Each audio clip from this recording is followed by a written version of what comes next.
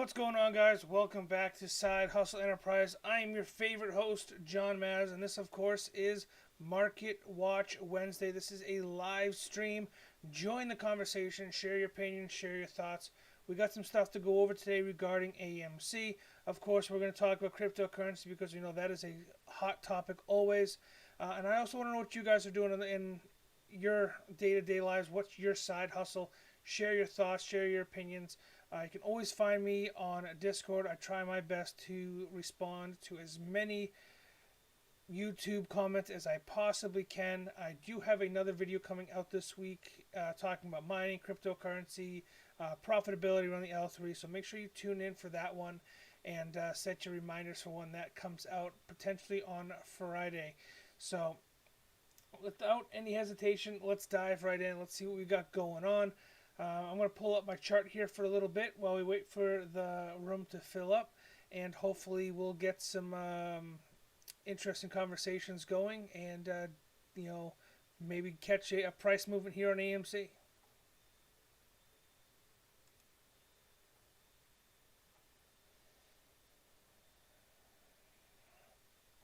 All right, guys, so we were off to a bit of a rocky start this morning with AMC. I had a bit of a dip here, right down, almost right to our resistance line that I drew a couple days ago. $47.81 is roughly $47.80, whatever. Roughly where our resistance line is for AMC, where I think a good resistance line is for AMC. Um, I'm not worried about it, guys. We got a lot of stuff going on in the news. There's a lot of things happening. The SEC has made their presence known. We have mergers and legal proceedings that are coming into light regarding Apex. There's just a lot of stuff happening right now to pull your attention away from AMC. And I want to let you guys know that I'm not panicking. I still got my Hawaiian shirt on. I'm still waiting for the squeeze to happen. I'm searching for the next big property that I'm going to buy, my private island, whatever it may be.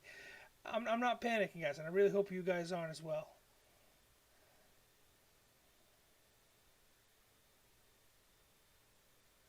Thanks, Rob, for popping in.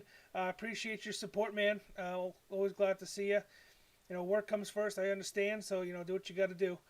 Um, we're just taking a look here at AMC. Again, I'm not worried about it, guys. If we zoom out here and we're looking at the past couple days here, let's talk from the 3rd until the 9th. We've got a nice sideways trending momentum. We got some nice consolidation. We did have a little bit of a run up, and we touched upon the $60 mark twice in the past couple days. However, it's trading sideways within the RSI bands. It's not overbought. It's not oversold. They don't want to completely dump AMC because it's just going to cause us to buy more into it. The hedgies have kind of learned a little bit from their mistakes, even though they've doubled and tripled down on their short positions.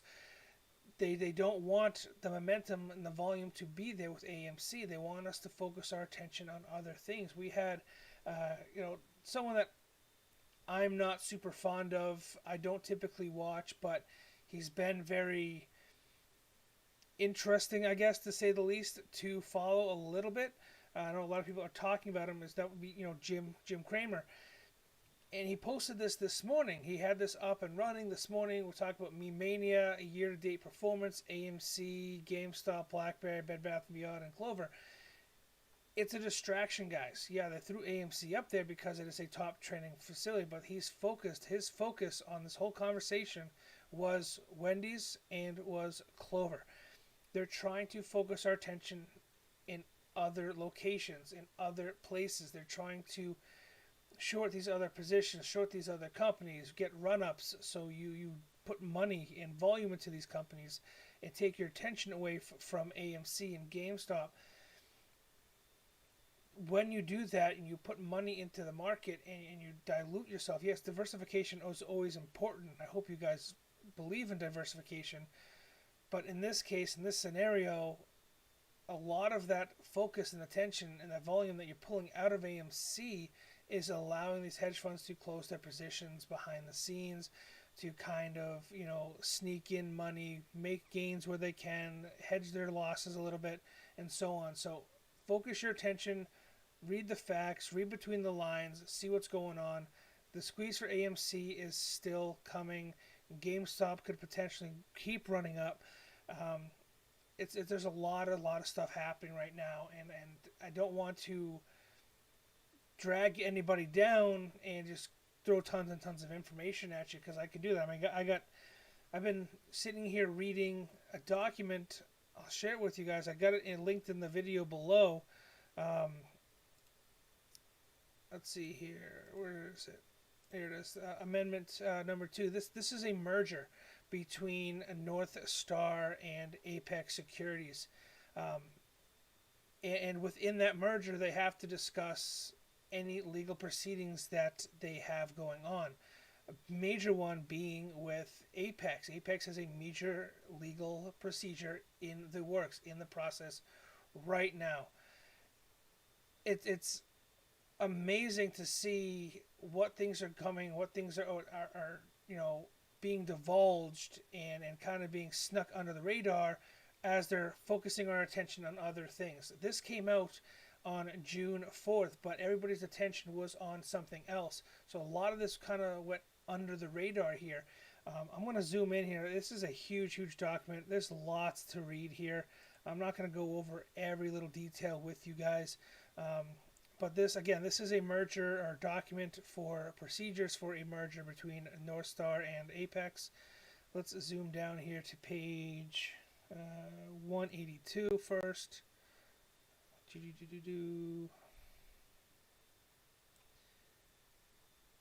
Okay, so if you're not aware of it, who Apex is, what Apex does, what's going on with Apex, let's see if I can zoom in here. Apex is a clearinghouse. They manage a lot of funds for a number of different brokerage firms, Robinhood and Webull being 2 of them.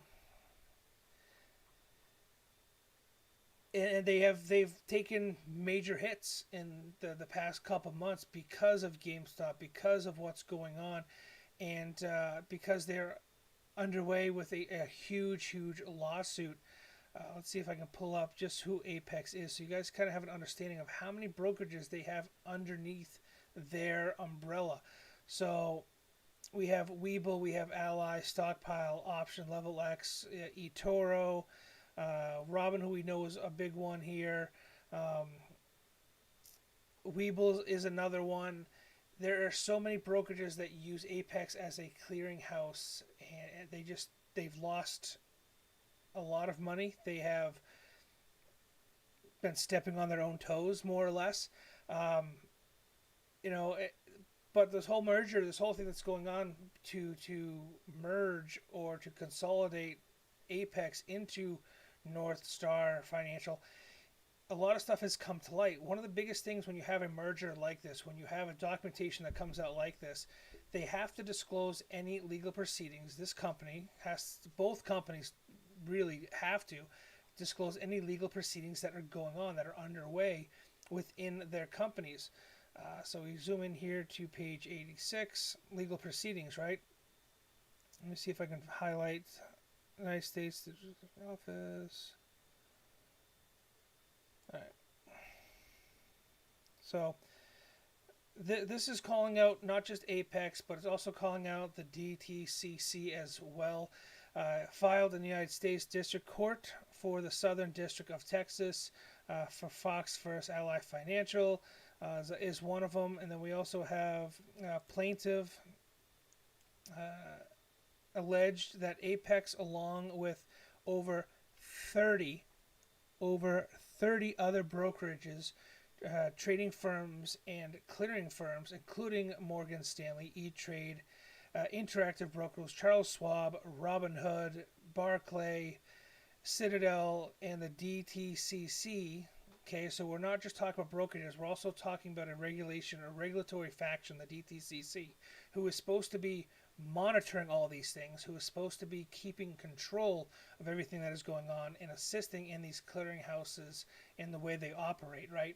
So you have all these clearinghouses, and then DTCC oversees all these clearinghouses. Engaged in the coordinated conspiracy in a violation of antitrust laws to prevent retail consumers, you and I, from operating and trading freely in a conspiracy to allow certain of the other defendants, primarily hedge funds, to stop losing money on short sale positions in GameStop, AMC, and other certain securities. The matter were brought as a class action allegation violation of the federal state antitrust laws. Uh, Huge, guys. This is underway. This is why we haven't seen anything from the DTCC 005 amendment that was put out, is because it is tied up. The DTCC themselves is tied up in this legal proceeding. You have Apex, you have all these other, you have 30 other brokerages. They're all tied up, including the DTCC, in this legal debacle, this mess. This is why the SEC has stepped in. This is why things are getting serious. These attorneys, these hedge fund chairmen, the CEOs, they're looking at not just a slap on the wrist this time. The biggest thing that I think a lot of people are misunderstanding or not really following along with, yes, short squeezes or creating synthetic shorts is illegal. But the legal ramifications up until this point has just been a slap on the wrist. You know, if you have an opportunity to make $30 million, but you're going to get a $2 million slap on the wrist, they're going to go ahead and do it. $2 million is a drop in the bucket for these guys in terms of making $30 million or $50 million or whatever it may be. So, yes, it may have been illegal, but the ramifications for their actions wasn't just to what they were doing and the manipulation that was underway. So hopefully we'll get some more clarity in this moving forward. Hopefully the SEC will step up their game and finally join the conversation. It won't be just a slap on the wrist. We'll actually see jail time. We'll actually see, forced liquidations of assets for these hedge funds, stopping the losses, stopping the bleeding, and so on. A lot of stuff going on. I see your post over there, Donald. I'm getting to it. Thank you, man, for always being such a good supporter. I do believe it's possible for AMC to hit $100,000. It's possible for AMC to hit $500,000. It's possible to keep going. GameStop could continue climbing as well. There's no evidence that GameStop has closed all of their short positions either. We're seeing some information come out on Ortex and some information come out on Fintel regarding how many shares are available for borrowing. Right now, Fintel is reporting there's 3.3 million shares available for borrowing for AMC. But that being said, there are less and less brokerages and banks and financial institutes that are willing to short these companies. They're running out of legroom. They're running out of steam here. These hedge funds are running out of steam.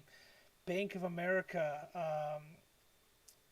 Raymond James, some of these huge banks, these bigger banks, the banks that, take care of the country, that, steal our money, yes, of course, but, that all these other hedge funds turn to are no longer shorting AMC, are no longer shorting GME, are no longer shorting some of these meme stocks and some of these securities.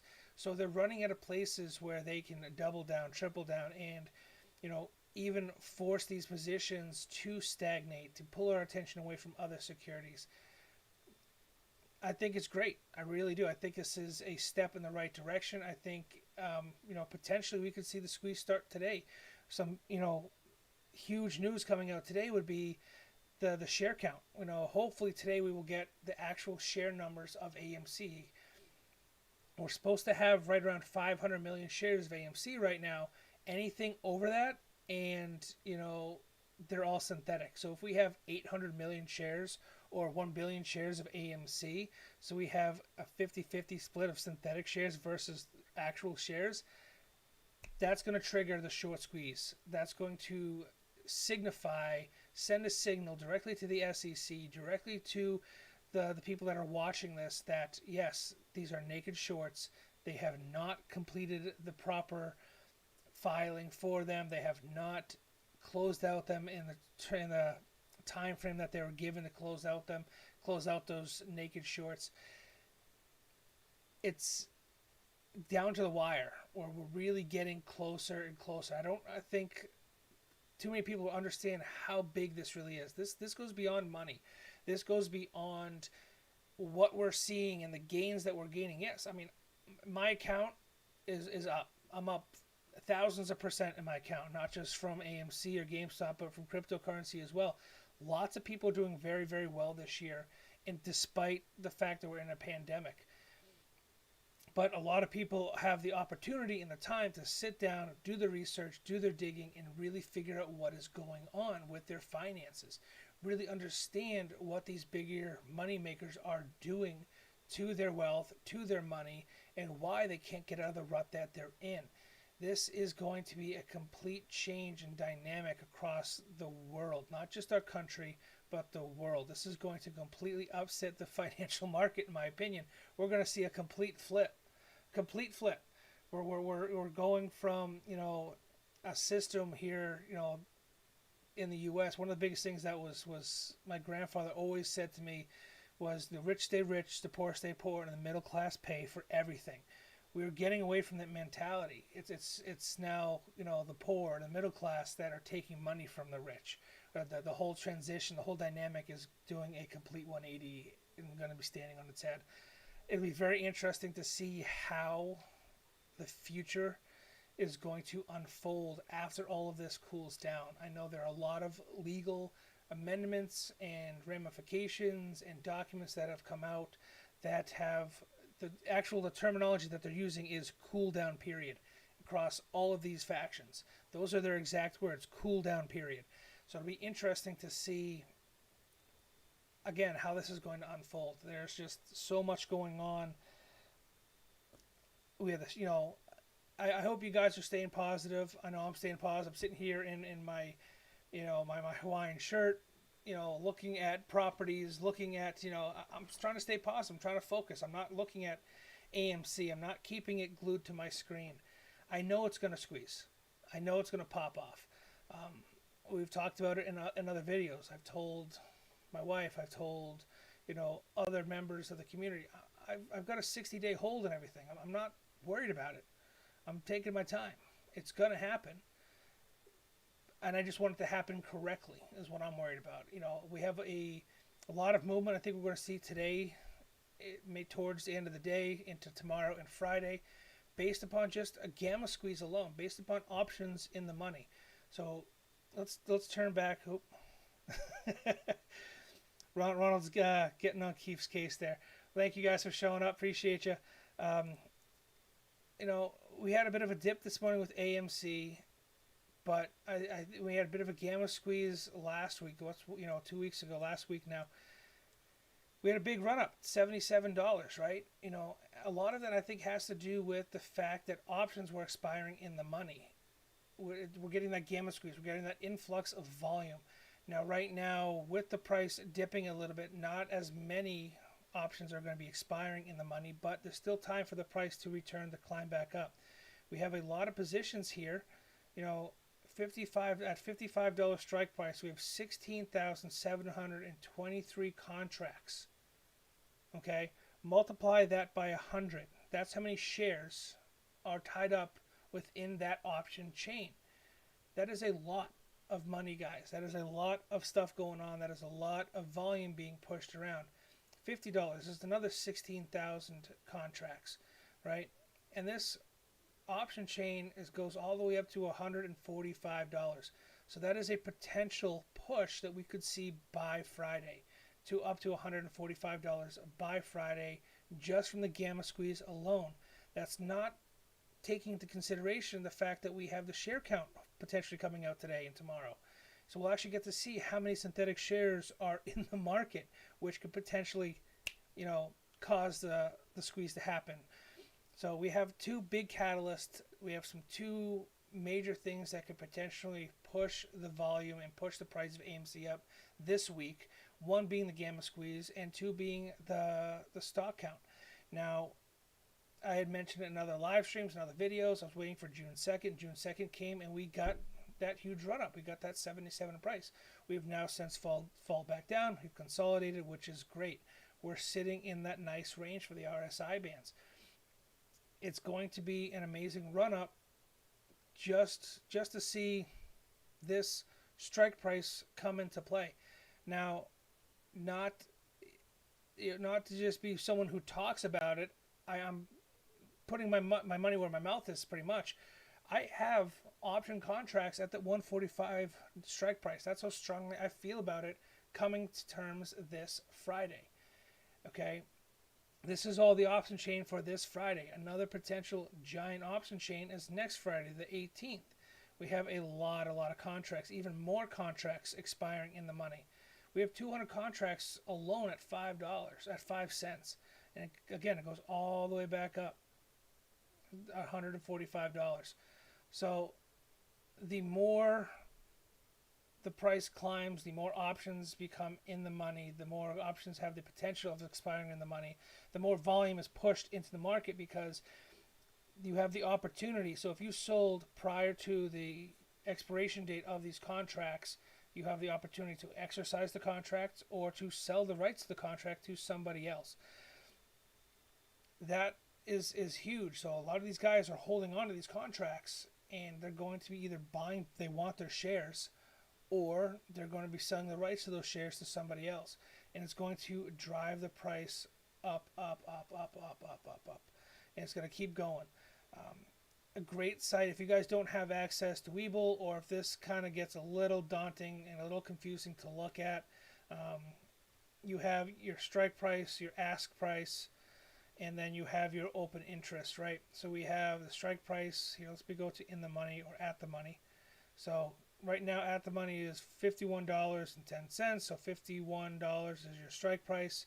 You have your ask and your bid. So you multiply these by 100. So $6.30 times 100, because it's 100 shares per contract, is how much you'd be paying for that single contract. So you'd be paying $630 to purchase a contract that expires on Friday for AMC at that strike price. Right now, there are 3,390 individual contracts at that strike price that are in the money, that are expiring with profit. Big time, guys. Again, if this is confusing, there are other sites out there. I did link them down below for you guys to check out. This is one that was created by a Reddit user. I thought it was pretty cool to see. They did a great job, I think, just focusing on the important facts that help us determine what's going on behind the scenes. Again, so we already talked about the 3.8 million available for borrowing from Fintel and Ortex. That's their data being pulled. That number hasn't changed in at least 2 days because, again, there are hardly any financial institutes or brokers that are willing to short AMC anymore. So that's why that number has stagnated. But as we scroll down here, option data. Let me refresh this. So we have some fresh stuff. There we go. So in the money contracts for tomorrow, 100,000 contracts are potentially expiring tomorrow in the money. And as the price jumps up, which I have a feeling it will today, tomorrow, and before closing on Friday, this number will get lower, this number will get higher. Okay? The more contracts that expire in the money, that's what's going to force a gamma squeeze. That's what's going to force the price to rise.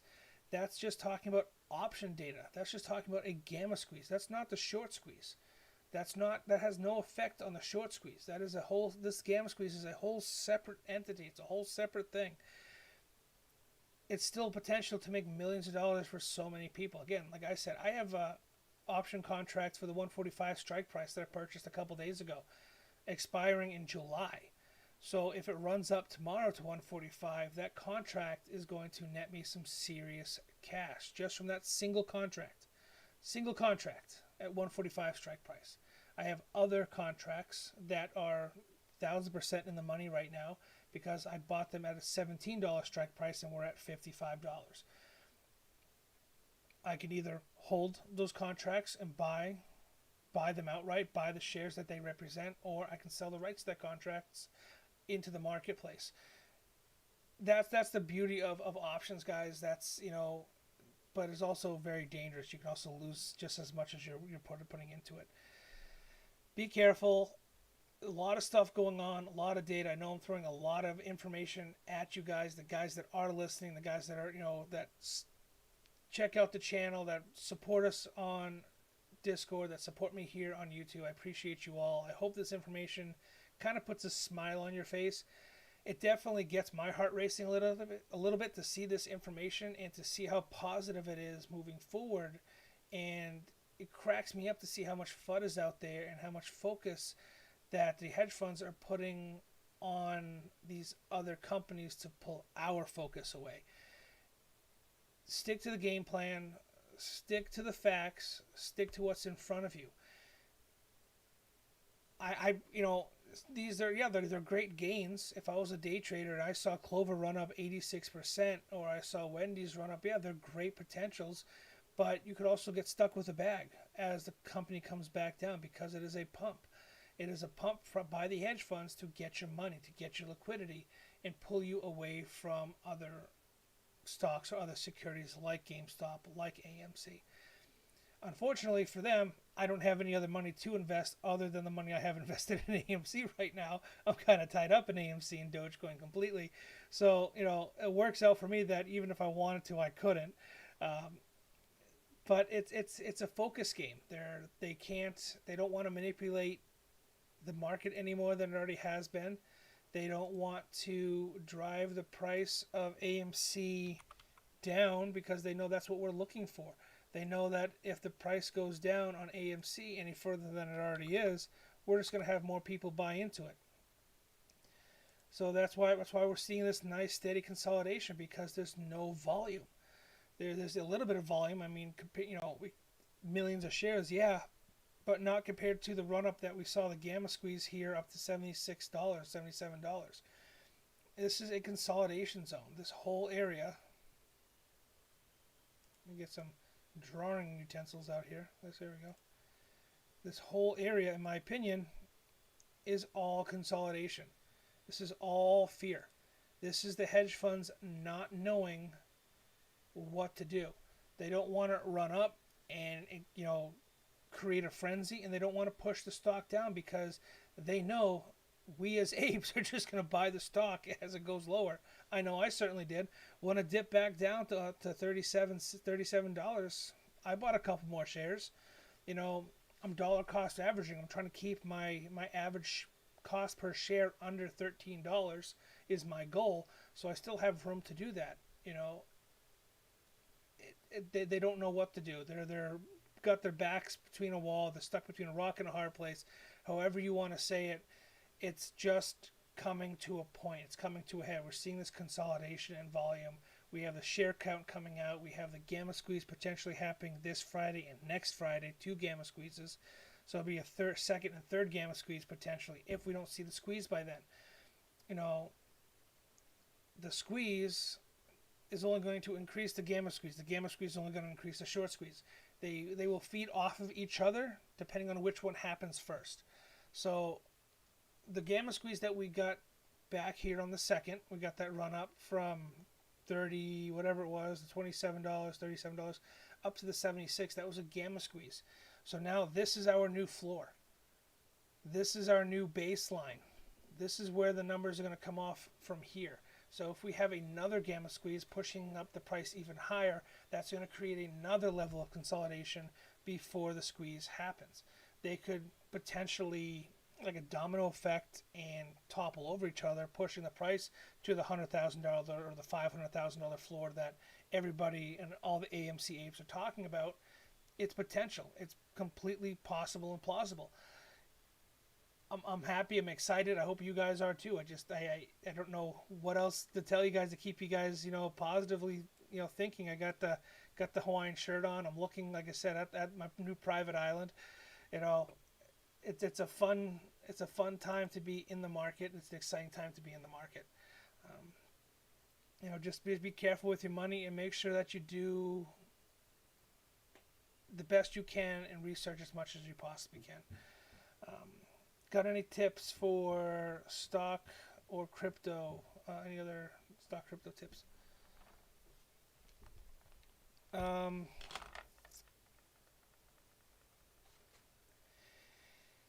I'm holding Doge. I'm watching Doge. I got my eyes on it. We have some interesting things coming out regarding Dogecoin and Ethereum, and potentially going to proof of stake. What's going on with Ethereum? I'm also watching SafeMoon very heavily right now. The price has dipped to a new buy-in level for me, in my eyes. It's dropped down quite a bit, but they're also talking about implementing their own blockchain, getting away from Binance, getting away from the Binance Smart Chain and creating their own blockchain, which I think it could be a potential game changer for SafeMoon. SafeMoon isn't for me an overnight millionaire success. SafeMoon for me is like getting into Dogecoin during the conception and making my gains now. You know, that's where I'm kind of seeing SafeMoon is. There are a lot of other cryptocurrencies out there. There's been a lot of talk about Shiba Inu and Vitalik Buterin, the creator of Ethereum. So he's tied to, Shiba Inu, and he's also tied to Dogecoin. He's a big Dogecoin supporter. So it'll be interesting to see where he moves, what he does going forward between the two cryptocurrencies. We did see a bit of a dip. Oh, I lost my mouse here. There we go. We did see a bit of a dip with Dogecoin over the past couple days, but the whole cryptocurrency market dipped yesterday as well. And a lot of that, I think, is due to the fact that so many hedge funds are losing capital, that they're doing everything that they can to drum up liquidity so they don't get margin called. That's where I think we're seeing such a huge dip. That's why I think, in my opinion, why we're seeing such a huge dip in the cryptocurrency market is because hedge funds are trying to show more liquidity so they don't get margin called, trying to buy themselves more time. But after that was said and done the other day, we're seeing a nice pullback up. We're, a nice consolidation zone here for Dogecoin. I still think it has potential to run even harder, jump even higher. Again, the RSI, is a great indicator. We did have a couple days of where it was undersold, and now we're consolidating again. So I'm holding on to it. I'm still mining it. I do have another video coming out potentially this week or this weekend talking about profitability around Dogecoin, around mining, kind of my new position on my miners and where I'm pointing it to gain as much profitability as I can. I've been getting a lot of feedback from the comments from you guys about issues that you're having with the L3 Pluses and other miners. So we're going to dive a little bit into that in the next video. We're also going to talk about where I'm pointing my miners and how I'm really handling my cryptocurrency, what I'm doing with it. Again, I'm a big advocate of crypto.com. I'm a big advocate of BlockFi, the companies that allow you to invest your cryptocurrency for interest and returns. A lot of my crypto right now, because the volume is so low, because the price of cryptocurrency is so low right now, I've moved a lot of my free floating capital and cryptocurrency to these interest earning sites. So as they're sitting in there, I'm still gaining more and more cryptocurrency on top of the mining that I'm doing. So when the price goes up, I will have potentially more and more gains with very little work or very little buy-in that I've had to do. So that's more or less where I'm at with my cryptocurrency. Again, we're watching Dogecoin, I'm watching Ethereum, and I'm watching Shiba Inu and SafeMoon. Those are my four big ones right now. I'm trying not to, run myself too thin here with cryptocurrencies. They are a big part of what I do and the money that I make, and how I put this whole operation together is because of the miners, because Dogecoin has been so profitable for me. So I'm still very positive. I'm still very bullish on it. Having a private island was a dream of mine that I thought I'd never see. Maybe it'll become.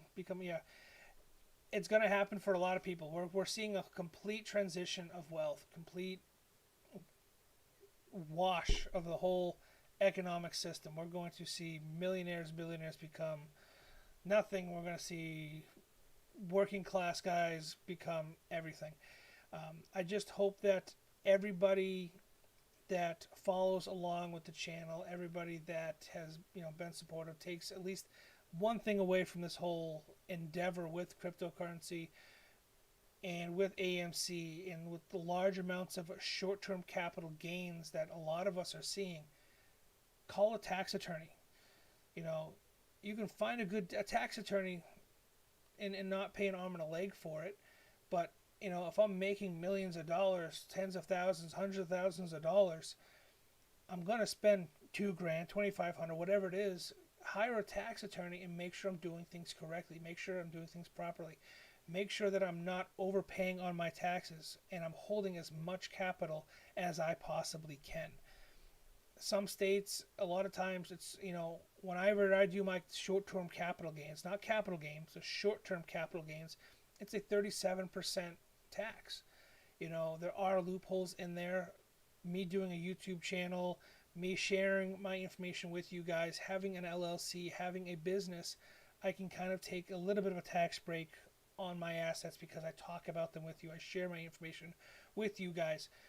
So that is one way that I'm looking at it, and one way I'm trying to, avoid my taxes if I can. You know what I'm saying? I hope you guys, everybody that sees gains, I wish the best for everybody. I really, really do. You guys have been an awesome community. Everyone is super polite. I don't want to see anybody get hurt or suffer from the gains that they could be getting and could be realizing in the next couple months to a year or so. It's super important that you really do your research, reach out to people, reach out to family members, ask for help. If you don't know something, learn about it and ask for help. It's key.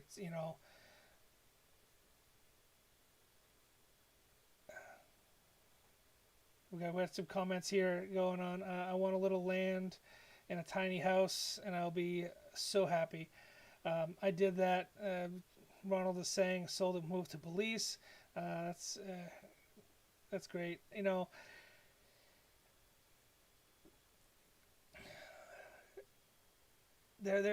mean, Ronald moved to Belize. They have different taxes there. There's so many options available. I don't want to go into all of them. I don't want to overstep my boundaries and get myself in trouble.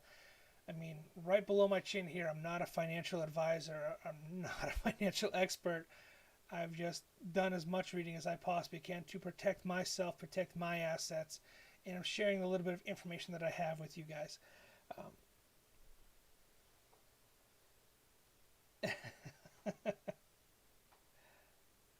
What's cracking all? It's a fun ride, guys. Um, I'm astonished that everything's come this far. Um, Super thankful to everybody on YouTube, everybody on Discord. So we got Zach here. Do you think the AMC will still squeeze? 100%. 100% Zach. That's what we've been talking about all morning. It's gonna happen. Whether it happens this week, whether it happens 3 weeks from now, it's gonna happen. We were talking about GameStop and their potential run up that they had, and new information has come to light that a lot of those shorts that the hedge funds had that spiked GameStop to run up as high as it did may not have been the short squeeze of the century. That may not have been the short squeeze of our lifetime. There's still more in, down the pipeline. Excuse me, down the pipeline for GME, for AMC. There's still lots of momentum there for both of those stocks to run up. They are the two very highly shorted companies right now. First it started with GameStop, and they overshorted GameStop, and then they moved their sights to AMC, thinking that they could gain back some of the liquidity, shorting AMC. But so many apes and so many people that were now savvy to what was going on in the markets and what they were doing for manipulation jumped over to AMC as well. They collected their amazing gains on GameStop and moved over to AMC. And people that missed out on GameStop are now invested in AMC. So we still could see a nice run up from AMC up to the 100,000 floor, like everyone was talking, $500,000 floor. And we could also see a potential another run up with GameStop as well. We're seeing some major tactics being pulled out from the hedge funds. They, like we said before, they're treading water. They're running out of plays. They are running out of momentum. They can't even, got too many mouses going on. They don't even have the momentum to drive AMC down right now. We're consolidated. We're in the RSI bands where we're staying stable. You know, at least they have come to the realization that as the price drops, we're just going to buy more. I certainly am. I know that a lot of the guys on Discord are buying as much as they possibly can. I definitely think it's going to happen. Whether it happens today, tomorrow, I don't know, but it's going to happen. The SEC is cracking down. We have legal documentation and legal procedures that have come into light regarding Apex and 30 other brokerages. We have mergers, and we have, you know, Hedgies pulling out all the stops. They bought 60% of their holdings is now in the company that owns Reddit, and Reddit posts are being shut down. And we saw Facebook groups get shut down because they owned Facebook for such a long time. They're pulling out all the stops. They're doing everything they can to focus your attention on other things.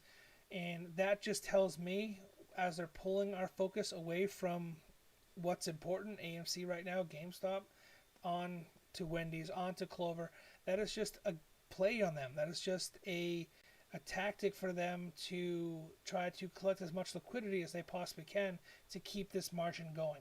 That's what I think is happening right now. When will you sell once the squeeze starts? Number is on your mind.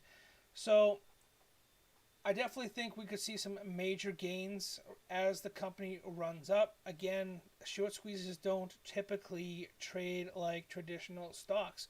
There are no exit strategies for a short squeeze, right? And I'm saying that, I mean, you can't take your profit on the way down because no one's buying it on the way down. No one's buying it after, 490,000 after it's hit 500,000. No one's buying there except for the hedge funds that have to buy it there. You're not going to get any more retail investors to buy at those high levels. So as the price runs up, I will first close out my option positions. Once my options become 7-8 figure positions, which they're close to being, I will start closing them out, making sure that I have now the funds to cover everything that I've invested share-wise into AMC. So my options, to me, I have multiple option positions. I have 10 option contracts for AMC that expire July 2nd at the $17 strike price. And then I have a single option at the $145 strike price that expires on July 9th. As those positions become more and more profitable, of course, my shares are going to become more and more profitable as well. But I'm looking at the money that I have invested in my shares and the money that I have invested in my options. Once I have hit that level where I have made back the money that I've invested in, so I'm in essence playing with house money, that's when I will start thinking about closing my positions. And again, I'm going to close out my option positions first. I'm probably going to close out at least 5 of the 10 option positions I have at $17 and then slowly start limiting those. Yep, what you got?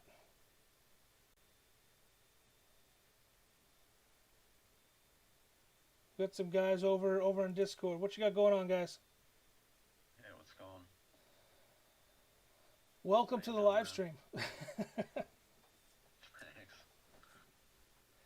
So I'm trying to answer some questions here in regards to Zach's question on YouTube, asking when I'm going to be closing out my positions. Basically, what I said was once I've made back my initial investment, I'm playing with house money. It really doesn't matter at that point. Then I'll start closing out slowly as we approach that $100,000 mark. Are you talking about GME? AMC. Oh my God. Okay, what happened to the GME one? I think it's just given up on that. no. I think it's still a big play. I think the big run up that we saw from GameStop was the initial one from, what was it, $8 or $4 up to 500. And now we're sitting pretty at, 2 and change or whatever it is, 300 last night. GME, let me pull it up. Yeah, we're 316, 319 right now. So there's still a lot of positions and shorts on both GME and AMC. I think the hedge funds. It's hilarious hearing people's quote unquote game plans for this. Yeah. Because the honest truth is no one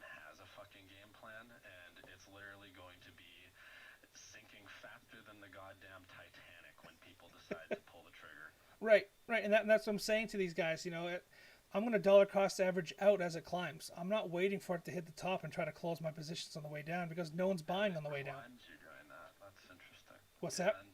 But it's like, okay, well, how much percentage of your position do you take out at what point? Again, so like we were going over my positions a little bit. I have 10 contracts at the $17 strike price for options. I have one contract. I'm genuinely just curious, just share wise, if you had say 100 shares of GameStop or AMC, at what point and how much percentage do you cash out? I'm waiting for the volume to switch. I'm not looking at the price. I'm going to try to base my exit on the volume.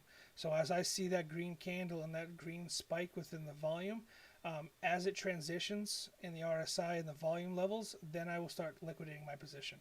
I'm trying not to focus. What percentage would you do, and which RS? Like, are you looking at hourly RSI, minute RSI, 4 hours? I'm looking RSI? right now. Right now, I'm looking at the hourly and 4. It's kind of what I'm tracking a lot of. That's what you would base your position off of. Yeah, and I mean, you're talking about major percentages. Well, right. I mean, that's why I'm curious as to how much of your position you would cash out on an hourly RSI move. I guess I'm going to try to dollar cost average out once I get my initial investment out. I'm wondering how much of your position are you selling when you see that first bit of movement to average out? Like, what's your minimum of your sale? So when I see 5K, and I think it has potential to hit 5K. 10%, 20%? Are you pulling the trigger with 50% when you see that? Like, oh no, I'm doing small amounts. Again, I'm going to start with closing so my. You sell like 5% of your position or something. Yeah, and if I can, I'm going to hold on to my shares as long as I possibly can, and close out my options first. I'm not going to let my options are way out there. My options are July. No, we're just talking strictly share based. I'm trying to get a sense for who you are as an investor. Okay, this is this is new for so many people. This is not my typical strategy for day trading, right? This is not. I mean, I honestly don't give a shit about. I don't believe in day trading, and I honestly, as much as I believe in a short squeeze happening, I do think that it is nothing but speculation and gambling happening right now. Oh, absolutely. Am I a part of it? Absolutely. But do I believe what anyone says? No, I fucking don't. You got it's a lot of information out there. So far data can take you to because it's hidden behind the doors. Right. But I just the question I had for you actually was I just wanted to say thanks for helping me with the ASIC thing because you helped me with the L3 Plus a little bit ago. I got a bunch more on the way. I actually bought out a guy's warehouse full of them. Awesome. And I wanted to know if it was Bliss Z or the what was the other firmware that you suggested that's paid? There's a dev fee to it. So most of these firmwares now unfortunately have dev fees unless you can get your hands on an older batch of like Blizz. You can pick up the Blizz firmware on eBay with no dev fees, but then you run the risk of having. We had a guy in our Discord that bought one off of eBay that he shared with us, and unfortunately it had a virus in it. So really? Yeah, you run that risk, and he lost I think a couple chips, burnt out, and so on. I'd rather pay in my opinion, I'd rather pay the dev fee on like ASIC FW was my choice. I'd rather pay those dev fees knowing that I have a firmware that is being worked on, that is being supported. How do you know that it's not as bad as Blizz Z or whatever Blizz Z was doing? I've tried them. As bad as a virus in it, you know what Yeah, I'm saying? yeah, it's a gamble. I mean, I'm not buying it off of eBay first of all, and I'm not paying for the firmware. I'm paying a dev fee after I've already downloaded it. So if they're going to implement a virus after I've already downloaded it and they brick my unit, they don't make anything, right? So why would they do that? They want those dev fees. And since I've started using ASIC FW, the support team has been responsive to me. The updates have been, well received. And I've had good luck with the ASIC FW firmware. And I've tried Blizz, I've tried Hive OS. They're all decent firmwares, but they all have. What would you say is the difference between Blizz and the one that you use? So the Blizz firmware that I used, I've used the dev free version and I've used the newer version. They're Let's talk the dev free. they're dev free. I mean, they don't give you the necessary tools that I like to have at my disposal. Like what? The individual chip tuning. The Oh, okay. they have auto tuning kind of Right. in the Blizz software, but I don't see I don't see that software going as far in depth as the ASIC FW does when they are trying different frequencies through the GUI. You know what I'm saying? They're not. It's a good software. It's a quick plug and play to get a little bit more potential out of your Antminer or your S9 or whatever Bitmain model you're using because they have a number of them. However, I want to be a little bit more hands on with my miners. I always have been. It makes me feel more comfortable about it, I guess. Yeah. And that's what it comes down to. It's a comfort level. You know, I did a podcast not too long ago with Amigo PC, and those guys are using the Hive OS firmware for a GPU rig because they are states away from each other. You know, one of the members of the podcast moved away. The Hive OS firmware allows them to monitor it individually, you know, from different locations. That's why they Oh, like it. really? So that I mean, when you have That larger would be handy farms, for myself. yeah, I mean, larger farms definitely benefit from using the Hive OS system. I personally don't have a large farm anymore. I went from having 25, 30 miners to now two. You know, Uh, so I don't. I'm fine tuning it. I'm looking more in depth into these older how units. long typically would you say they last before they burn out?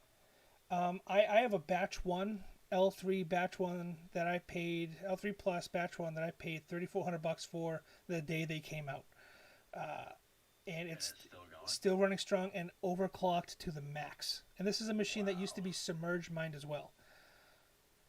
So Wow. this was one that I saved from an immersion take that I had set up that I cleaned out, you know, alcohol bath, everything else, and plugged it back in, overclocked it. I mean, it doesn't get as high a hash rate as my batch 2 does. My batch 2 Yeah. L3 gets like 725 mega hash. This one only does about Holy. 690. But they run in my designated area, my room here, my little rental house that I have 24/7, 7 days a week until I clean them out every other month or so, or something So happens. how often do you unplug and clean them? Like once a month? I try to monitor the temperatures. I try to do it on a schedule once a month or every other month if I can, every 5 or 6 weeks or so. Yeah. But if I see temperatures start climbing, you know, starting to get a little bit warmer where I am here, I might start cleaning them out a little more frequently, just to I kind see. of keep the temperatures down because mine are so overclocked. When you're hashing at like 620 plus, what do you typically see your fan speed going at? So I have mine manually tuned to about 3,400 RPMs. Okay, yeah, that's crazy because I think stock they're running at about like 5K at 500 mega hash or something. Yeah, they really don't need it as long as you're moving air across them. You know, the faster it's just going to make more noise. At a certain point, at a certain RPM level, it doesn't make a difference.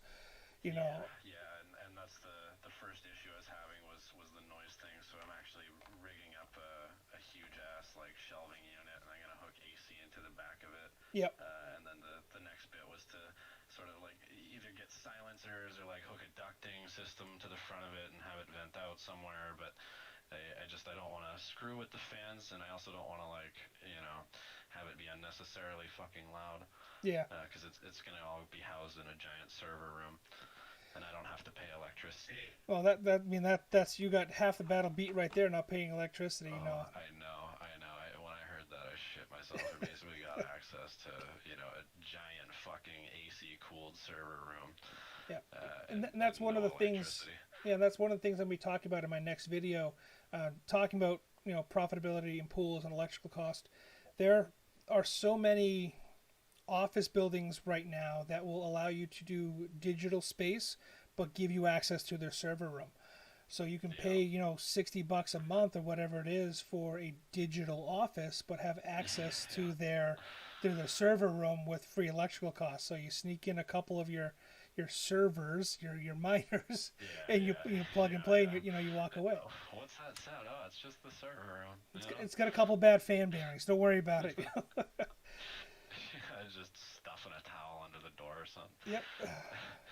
So Yeah, there's a lot of options it's out there. crazy, man. Like, had I known about, the potential of mining years ago, if I could give advice to anyone who's like, between the ages of 17 and like 20 or whatever, whoever's renting and literally doesn't need to pay any utilities, if you don't have like, or if you have a second room or like literally anything, man, any extra space that you can fucking run miners in, holy shit, that Yep. would be worth it.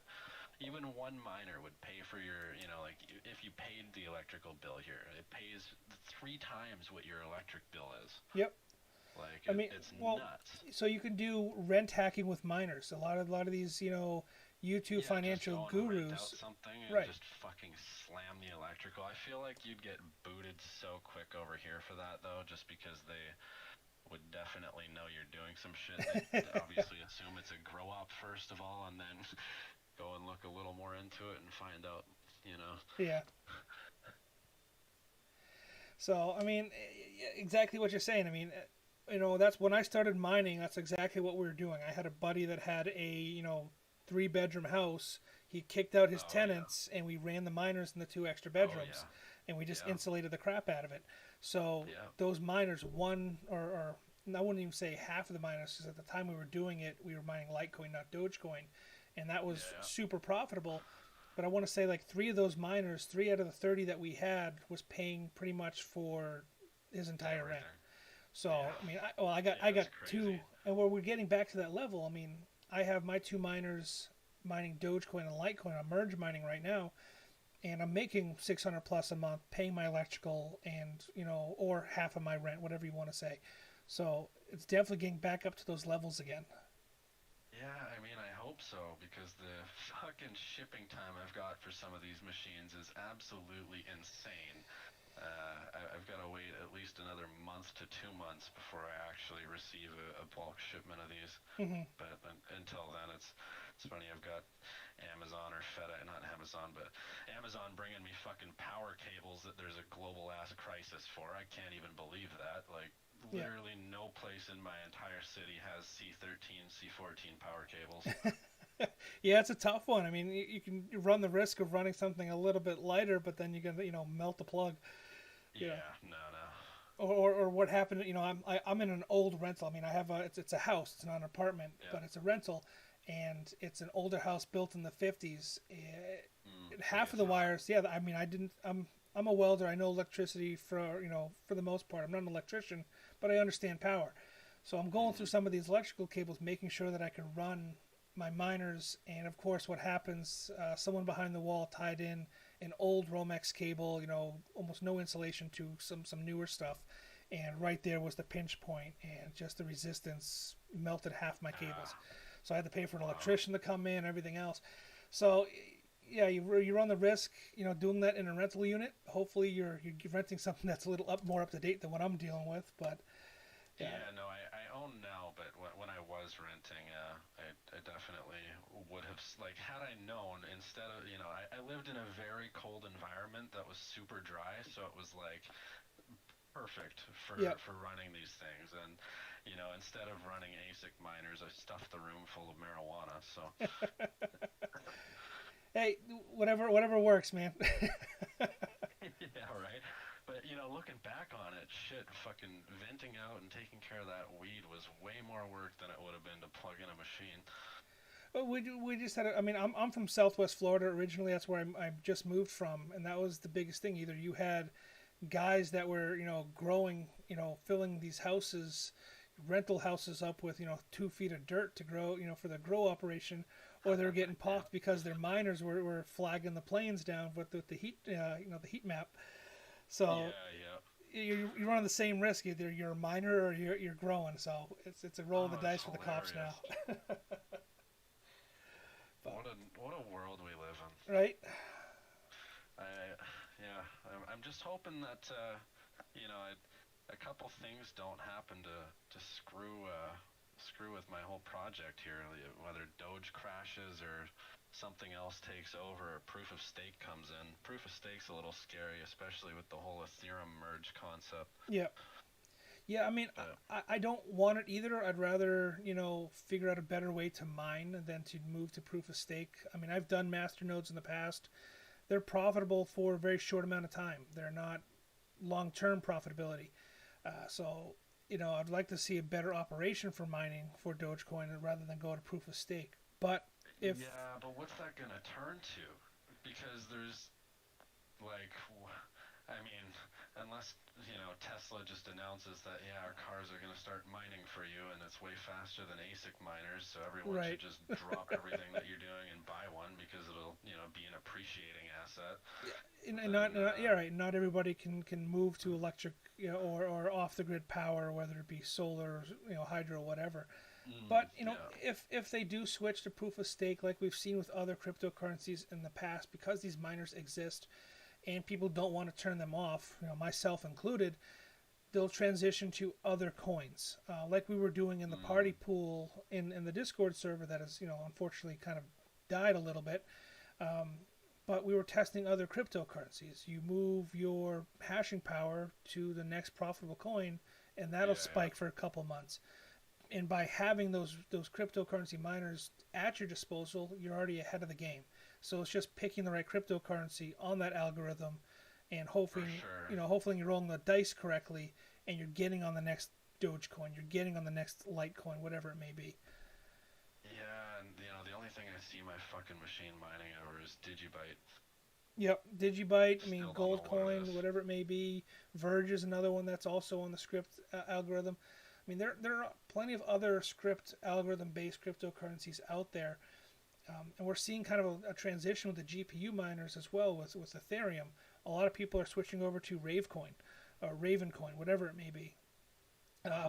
opposed to mining Ethereum right now, because Ethereum, we got that London fork, and they're going to Ethereum 2.2, and profitability for mining is just going to tank. So a lot of people are now transitioning to Ravencoin and some of these other GPU supported algorithms, and hoping that these coins pop off like Ethereum did, like Litecoin did, and so on. I wonder what's gonna happen if so. Say Ethereum moves to proof of stake, Ethereum 2.0 is out, and Yep. then say uh, Doge is pegged to Ethereum. Like that immediately brings proof of stake into it, does it not? It'll be interesting to see how it's pulled into it. I mean, you can do so. You have the Ethereum smart chain, like you have the Binance smart chain. They could be Oh doing. God, I fucking hate those stupid cunts. Anyway. I mean, you could have a concept like that with Dogecoin, where Dogecoin then becomes the gas fee for Ethereum.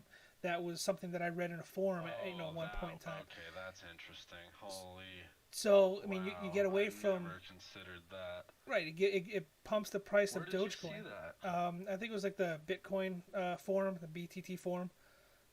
Huh. I'll try to find a link and link it in the Discord if I can. Um, but there's so many thoughts out there of what's going to happen. No one really knows, unfortunately. So I got my miners running, collecting the Is profit that that I why have now. people are bulk selling miners right now? I guess so. That, and we have new chipsets coming out. I mean, the miners, the L3s use like a 17 nanometer chip, I believe, and they're coming out with bigger, better, or smaller, faster chips, which are more efficient to mine with. So you're not paying the super high electrical costs, but you're still Oh, getting tons of when is hashing power. that? We've seen a couple of them. We'll have like the A6 through InnoSilica came out, I believe. Let me see if I can pull up a couple other ones here.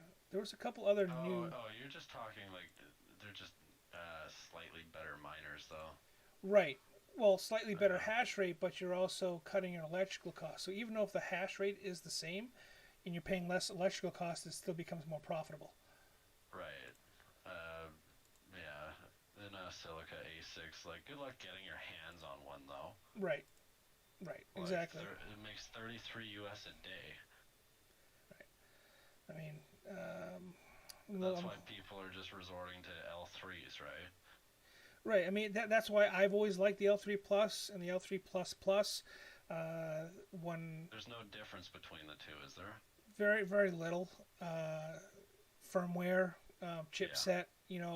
A little bit more efficient power wise for the L3 Plus Plus, but I would still take the L3 Plus over it because I can tune it a little better, on hand.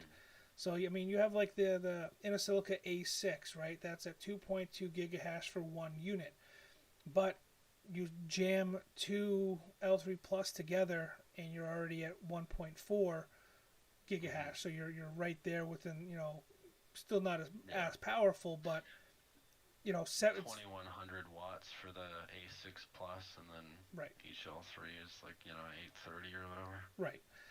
So it all comes down to power and efficiency is what a lot of these miners come down to.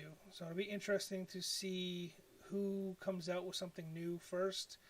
I think the A6, whatever it is probably the newest one out there from Innosilica, and there are talks of new ones coming out that are going to, blow these out of the water, but I haven't seen them. I haven't got my hands on them, so I really can't, say too much about them. Okay, yeah, and see, that's exactly what I'm looking for, is the first person to say something about that. I'm going to go fuck my life a little bit. If I had the opportunity, if someone came up to me and said I got 10 L3 Pluses, I'd buy them if they were, reasonable price value. Again, I like them. I understand them. I know how to tear them down. I know how to rebuild them. It's a comfort level for me. And they can still be profitable depending on where you mine them and how much you overclock them. Again, mine are overclocked to the max. I have cheap electricity, and they pay for my electricity, and then I still have money left over in my pocket. And I think my electrical bill with two kids in a 2,600 square foot home, whatever it is, now coming into summer, so my AC is running. I think my electrical bill a month is only still $200, $250. So yeah, that's nothing. Right, with two miners running. What do you pay per kilowatt over there? I think I'm paying like 5 cents. Oh fuck yeah, we paid double that here. Right. I mean, when I was in Southwest Florida, I was paying 11. Okay, yeah, there you go. So it all depends on where you're at and what's going to work best for you.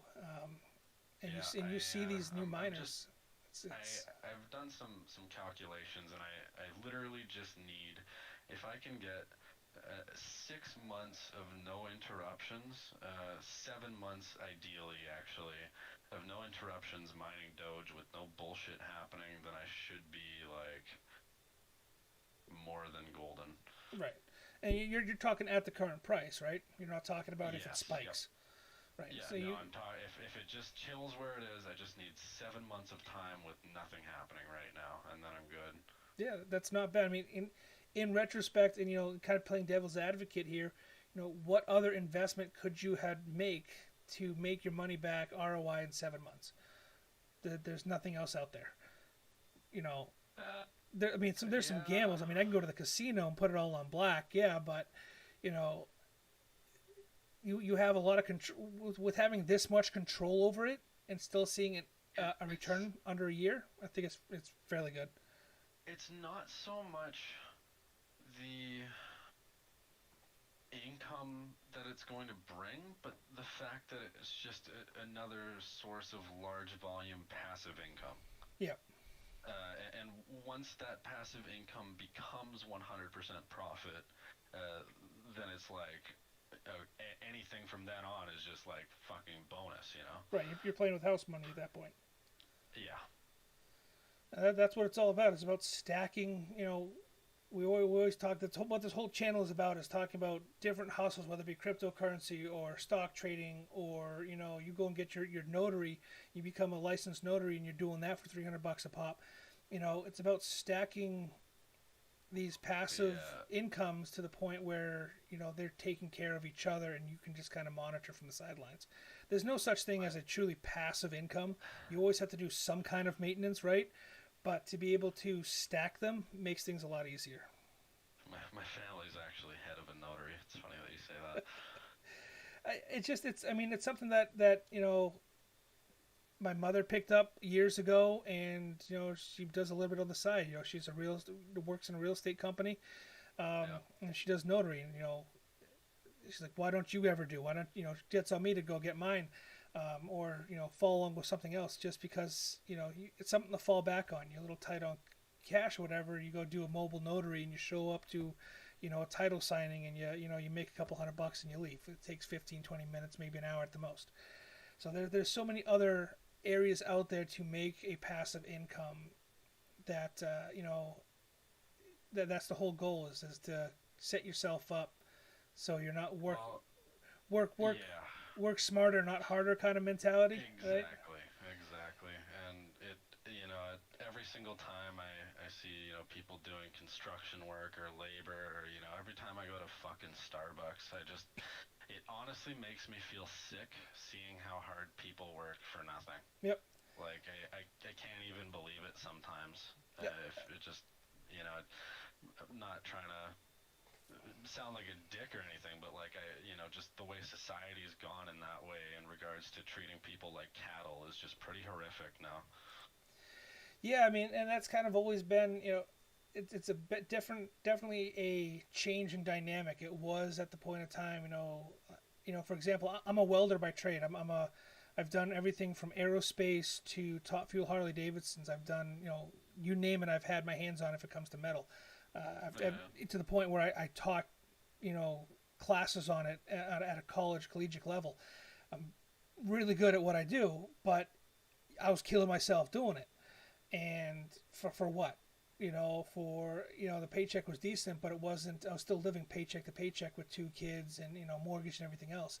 Something needed to change.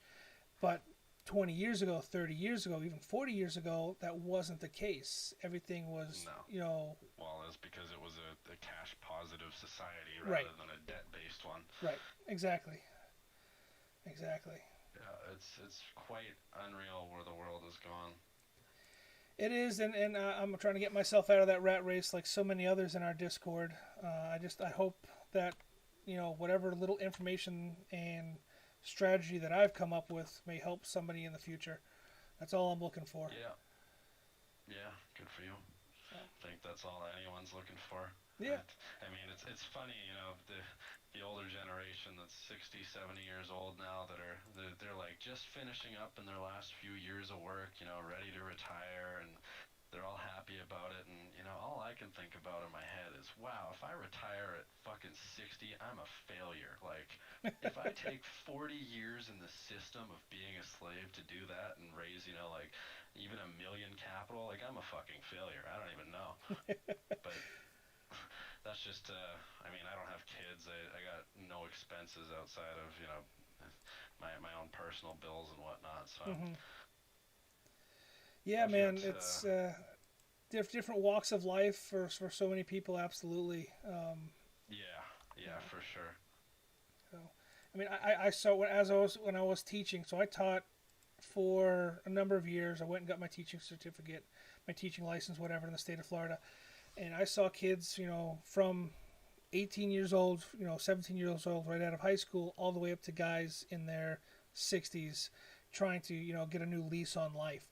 So to see just the dynamic there alone in my small classroom between guys that were 19 struggling, worried about the same problems that a 50-year-old is worrying about, kind of, it's a big eye opener on what is really going on with our economy and our world right now. So to the guys that are mining and that are trying their best to get out of that rat race, I give them major props. Yeah, it's crazy. This whole thing is. I've been in crypto since 2017, and I've held through the volatility and seen every fucking possible article on Satoshi Nakamoto, and all I can think of is, right now, just the shit that whoever made this, or, whatever individual or group made cryptocurrency or Bitcoin like a reality, it's no wonder that they're staying anonymous and hiding, because they, without a doubt, would have been killed a very long time ago. Right. They've like officially disrupted, a multi-trillion-dollar industry. And now it's like literally bringing it to its knees through the financial system with these fucking dark pool and naked shorts being exposed. Mm-hmm. And it's, I've read a few of the outcomes. It's like, okay, well, if AMC and GME are being, short squeezed like everyone's saying, and there is a naked short happening, and they really are going to owe hundreds of billions, if not trillions of dollars, like, what happens? because they're getting that money from the global market. So Right. is the entire financial system about to collapse? That's the argument with a And lot of people right now. That's what a lot of people are worried about and talking about. I mean, so yeah, and it's if like, we okay, hit, so we all make money here, but it's like, what happens? yeah, is it Like, hyperinflation? Or is our $1 bill, $100 bill going to go buy a gallon of gasoline? yeah, well, I honestly feel like they have to bring in a universal basic income to counteract to like for inflation to make sense. I feel like it's like the only way for inflation to make sense like that would be as if every single person was getting a paycheck at the same time for the same amount. Hmm. And then they could just brush it off. But Right. like without that, I'm like, all right, so is everyone just gonna be fucking poor and dying? Like, when does the raping and looting start? I think it's already started, just in a different way. I don't think it's. I think everyone's Yeah. joking right now on the YouTube chat. How many people have arthritis? I mean, I think it's a different type of looting, because not too many of us can get out of bed anymore because we're riddled with arthritis from grinding our whole lives to just make it by. It's a Yeah. different type of looting, and I hope that. No, it's crazy. I always expected, like for the last few years, I've been saying there's eventually going to be another war that breaks out, right? Like World War III is probably going to happen in our lifetime. Historically there's been wars every 100 years or so. Mhm. Um, we're due for another eventually, but it's a question of, okay, is it physical warfare? Is it technological warfare? Is it e-warfare?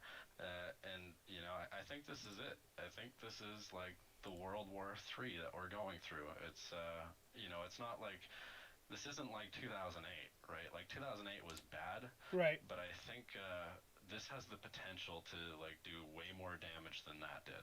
Oh, absolutely. I agree with you 100%. I mean, it's definitely a transition of power, and that's what wars come down to, right? Is Yes, power being manipulated and power moving from hand to hand, and that's exactly what we're seeing right now is and the now it's transition of power to the power. people. Right. Like, Which unfucking believable that, and it's like, a part of me still feels like we're on the verge of like not having it either. I feel like people are getting so bored and caught up in being like, oh yeah, I'm gonna go get my shot and then things will go back to normal, hmm that they're like sort of losing sight of what's happening. They're wanting to go and be slaves to the system again, yeah, rather than continuing to fight it, like or so it seems in my point of view. I think we've seen a lot more people kind of step up to the plate. I think I'm not a big fan of social media, even though I do have Yeah. do my whole YouTube and Discord thing. Right. But I think with everybody being home, being so financially taxed as of lately, whether no matter what country you're in, it's given people the motivation to sit down and read and to research Yes. and to learn. To actually open their eyes. Yeah, when we're getting hit with people getting arrested in the United States for the PPP loan, because they're defrauding on these PPP loans, you know, why is that happening? That you thought the government was just going to give you free money. No, there's always going to be something attached to it. You think these stimulus checks are free money? No, we're going to get No. hit with the taxes later on in our life, or the next Yeah, generation will get hit exactly. with it. That's the thing that's happening right now, right? Is they're just piling on the fucking debt, but Yep. it's we're paying for it in a much greater magnitude than we're receiving it right now. Right. Yeah. I'm just trying to secure my future for my kids. That's all I'm worried about. My grandkids, my great grandkids, if I ever have them. Hopefully there's enough wealth left over for them. But at that point in time, I'll probably be long gone. So it's just the kids that I have now. I'm trying to set up, and hopefully they don't have to be stressed out as so many of us are. Yeah, well, I think life will actually be a completely different thing. We have the technology to automate things. You look at the story of McDonald's. I don't know if you've ever seen The Founder or not, but started with an automated milkshake machine. And that's basically where it stopped. They made a machine that could make milkshakes, and then they stopped it there because they could get humans to make fries and burgers and everything else, right? But the reality is they have the money to automate the whole fucking process, and they just haven't been, because by not doing so, it keeps them on the top.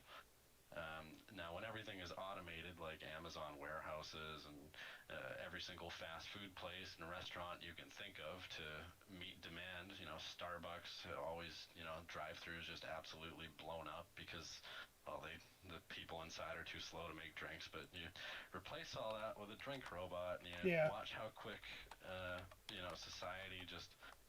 Well, I don't know if you've heard of the technological singularity. Yep.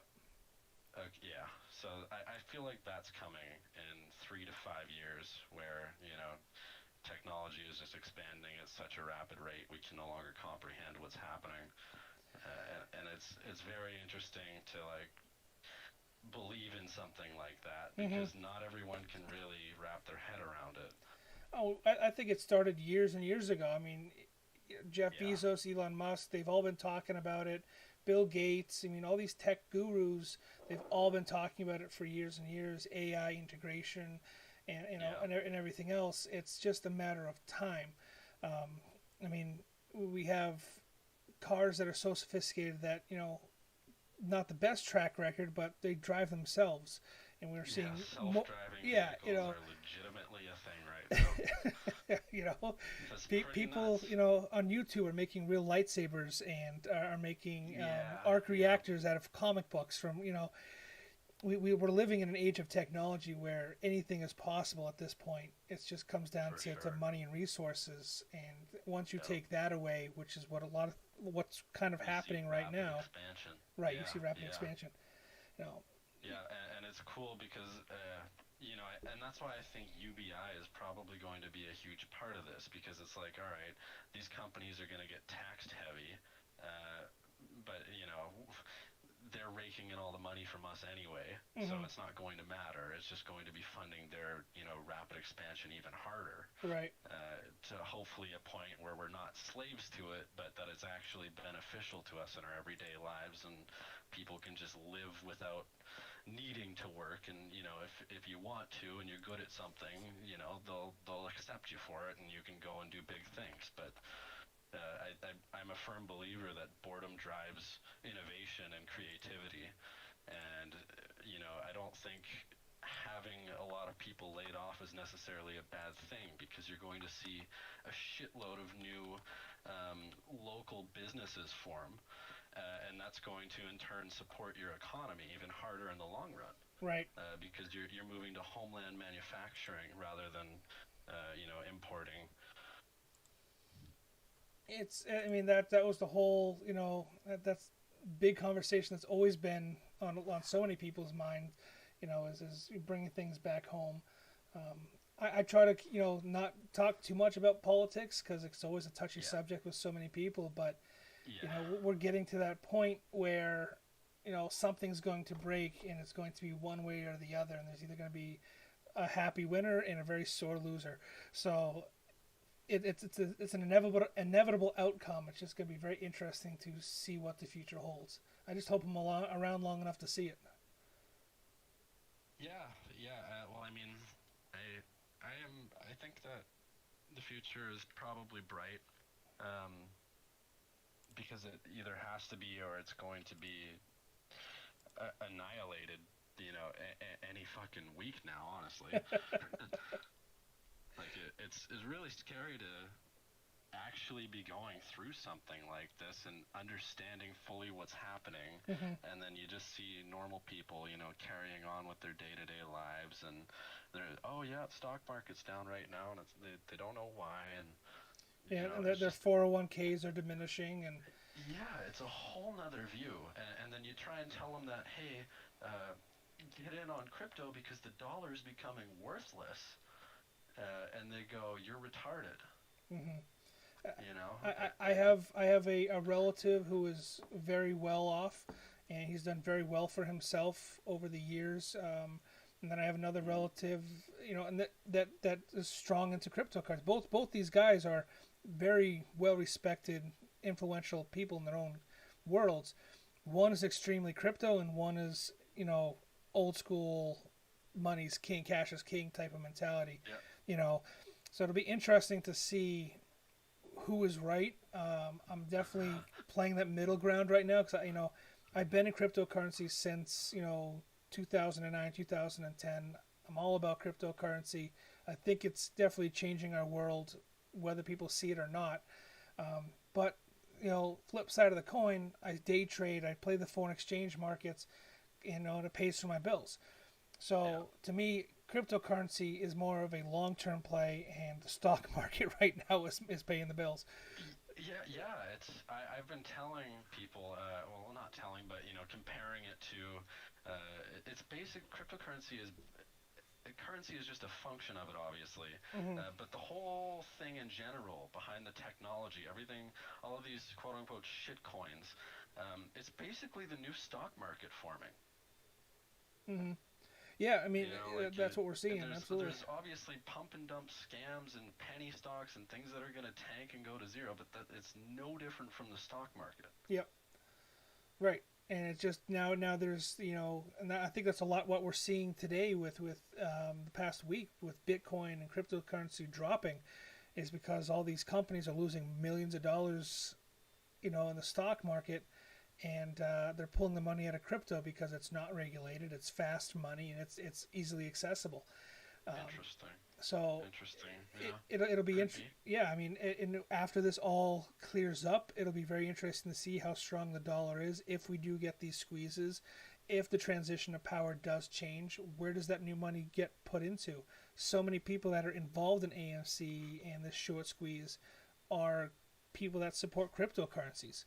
So where do you think all that new money is going to be going to? Yeah. You know, Yep. And that brings me to my next question. Do you think that we've finally hit the bottom? for cryptocurrency. Yes. Um, I firmly believe that we have hit the bottom at 30, 31. I don't think we can possibly go any lower than that. But, obviously, shit can happen. So. Yeah, I mean that's the crazy thing about cryptocurrency, and you talk about trading. It's definitely looking at the chart from an analysis point of view. It's definitely got a upward it has trend. A little more room to go on the downside. Not like the daily RSI is almost there. Weekly RSI still has quite a ways though. Mm-hmm. But I think that with companies supporting it where they have been around the $40,000 mark, there is a fat chance that we see it ever go below like 25 again. Yeah, no, I don't. I mean, it'll be a very rare instance to see it dip below that point. There are some strong resistance points. Looking at the chart, I mean, 30,000 is definitely a very strong resistance. Yes. And we're seeing steady gains moving forward, so it'll be very interesting. I don't want to say yes, it's going to go up, but my gut feeling is it's going to be some strong upward momentum. Whether it's going to continue upward past that high of 64K, or 65K at our high, whatever it was, or we stagnate out at 50. There's a good resistance line right at 50,000. If we can hit that and pass through it, then maybe we can see upwards of 70K, 100,000, like everybody's hoping for. It's tough. We're probably going to see a slingshot rebound. Yeah, it's a tough call to make, especially because I think so many market makers right now are looking to cryptocurrency as a means of liquidity, so they don't get margin called. Yeah. So they're driving the price up, trying to get their attendees, trying to get their liquidity out of it, so they can buy themselves more time in the short squeeze. Everything is tied together. There's not just one thing making one move. Everything is tied together. Oh, yeah. Money ties so much together. I think it gets overlooked so often when you talk about trading. Oh, for sure it does. Sure it does. Even just in the stock market in general, there's still people that haven't clued into, okay, my stock might be down 5% today, but if the whole market is down that, then it's not just you. Right. There's a lot of people that just don't clue into fucking anything and then just go and buy shit that they see on a forum, and because they don't have the base principle behind it, they'll panic sell it or God knows what else. Yeah, it's it's definitely fun to watch, man. Oh yeah, I yeah. mean, It's a shit show. I've been watching it every day for years. yeah, It's the most entertaining channel.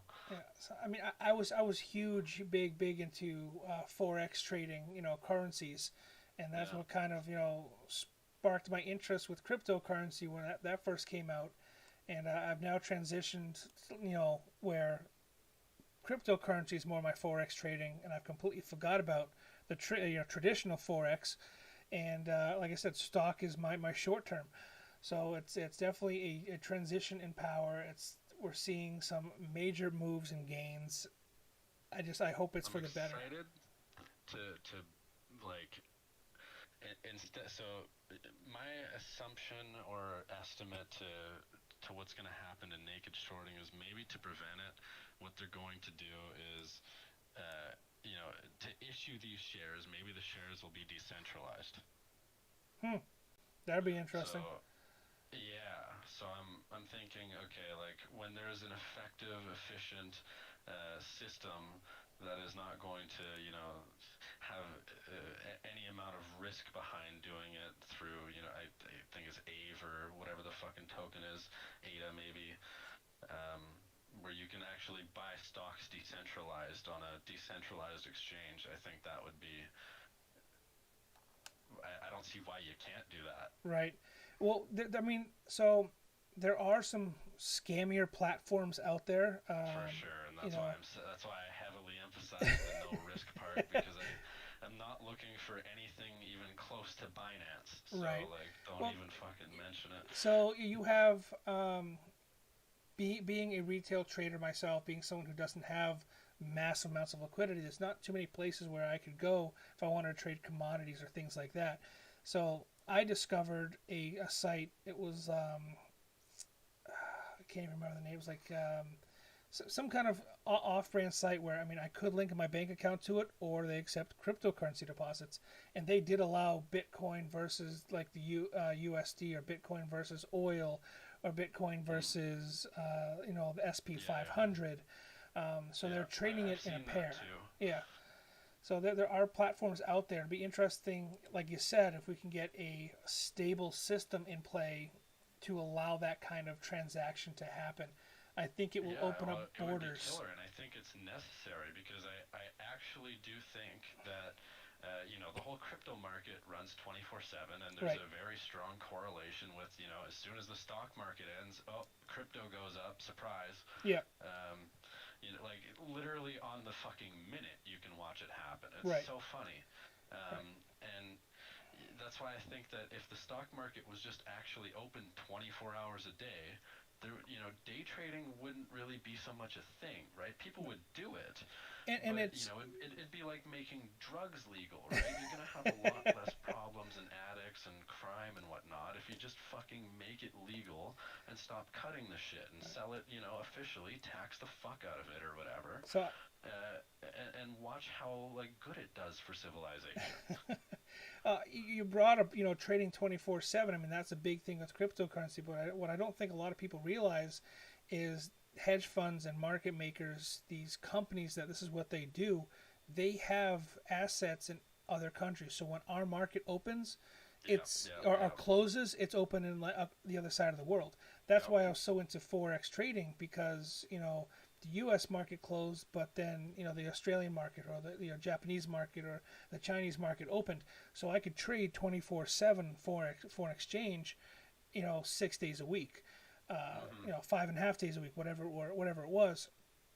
A lot of these hedge funds have that ability to do that with the stock market, and we're seeing that kind of Oh, you come. bet your ass they've been doing it. You see that kind of come to light on some of the Reddit forums and so out. When people are actually talking, hey, AMC is up in Germany to $55, even though we closed in the U.S.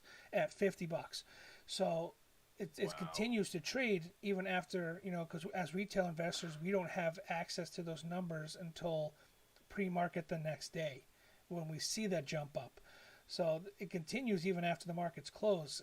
I think, like you said, if we can get to a point where we're taking down the borders, if you will, and we're trading with cryptocurrency or stocks on a decentralized market, the world of wealth will change immensely. It won't just be one Oh yeah, yeah. wealthy Well, nation. because we're moving to a cash positive instead of a debt based, and Right. so you're literally going to see global poverty go away.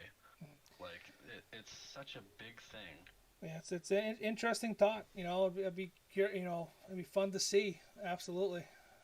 Yeah, like now trickle down economics will actually happen. You know, you'll see our countries probably expand at the fastest rate, but Hmm. that's simply due to what resources we have right now. Right. You know, you look at South Africa or whatever, and I guarantee you shit looks better in the next 5 to 10 years there. Yep. Like I guarantee you it happens quick because you look at everything like Give Directly and shit like that that's happening. Yep. Yeah, people want to help, and like it's gonna happen, but not through a charity where 90% of the proceeds don't actually go to any of the people. Like, Right. They go to legislators and yeah, higher up officials. Yeah. I mean, it'd be cool to see. I'm hoping for it when you have a lot of cryptocurrencies out there, like SafeMoon, like some of these other ones that are trying to do I things in don't. South Africa. It'd be Do you, interesting to see if it comes to light. do you? Okay. Do you have Shiba Inu? I do as a joke. Oh my God. I bought it. I think I bought like maybe $100 worth of it on my Oh God. crypto.com platform because it popped up on crypto.com, and that's one of my main platforms that I use. So I was like, hey, you know what? I got an extra Yeah, $100. I mean Let's it buy pops it. up everywhere, and all these shit coins are gonna pop up everywhere because they make a trading fee off of it. They Yeah, don't care if they're selling you a scam, and that's the problem with right, all of them. right. And I think that's a lot of misinformation that people aren't getting. I do believe in Safe Moon. I think it's a good project. I think it's got good underlying fundamentals. Okay, Whether I immediately I have not looked into it, but the only thing I've seen about it is that like probably 90% of the shit I've read about it so far has been that it's nothing but a scam. yeah, I mean, there's a lot of FUD out there, absolutely, and there's a lot of people saying it's a scam. I Just think like Mars Coin or Elongate, yeah, well, those are all right, and those are all So you have Elongate and Shiba Inu, quote which are unquote projects, right? But prod, they're it's I don't know. right, trying to I jump on feel the like just too Doge much dog BS. bandwagon. But you have Safe Moon, and there's Safe Moon has so many copycats. When a company has copycats, I think that's a kind of a good sign. But also the fact that this is a licensed, registered company in the U.S.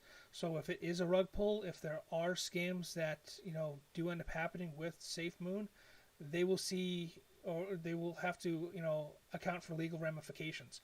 Yeah, but that doesn't mean anything because you can look at an example like Veritasium, where the owner Reggie goes to court and gets fined $9 million, and then immediately goes back and starts scamming with his coin. That $9 million fine means absolutely nothing if you've gone and scammed hundreds of millions.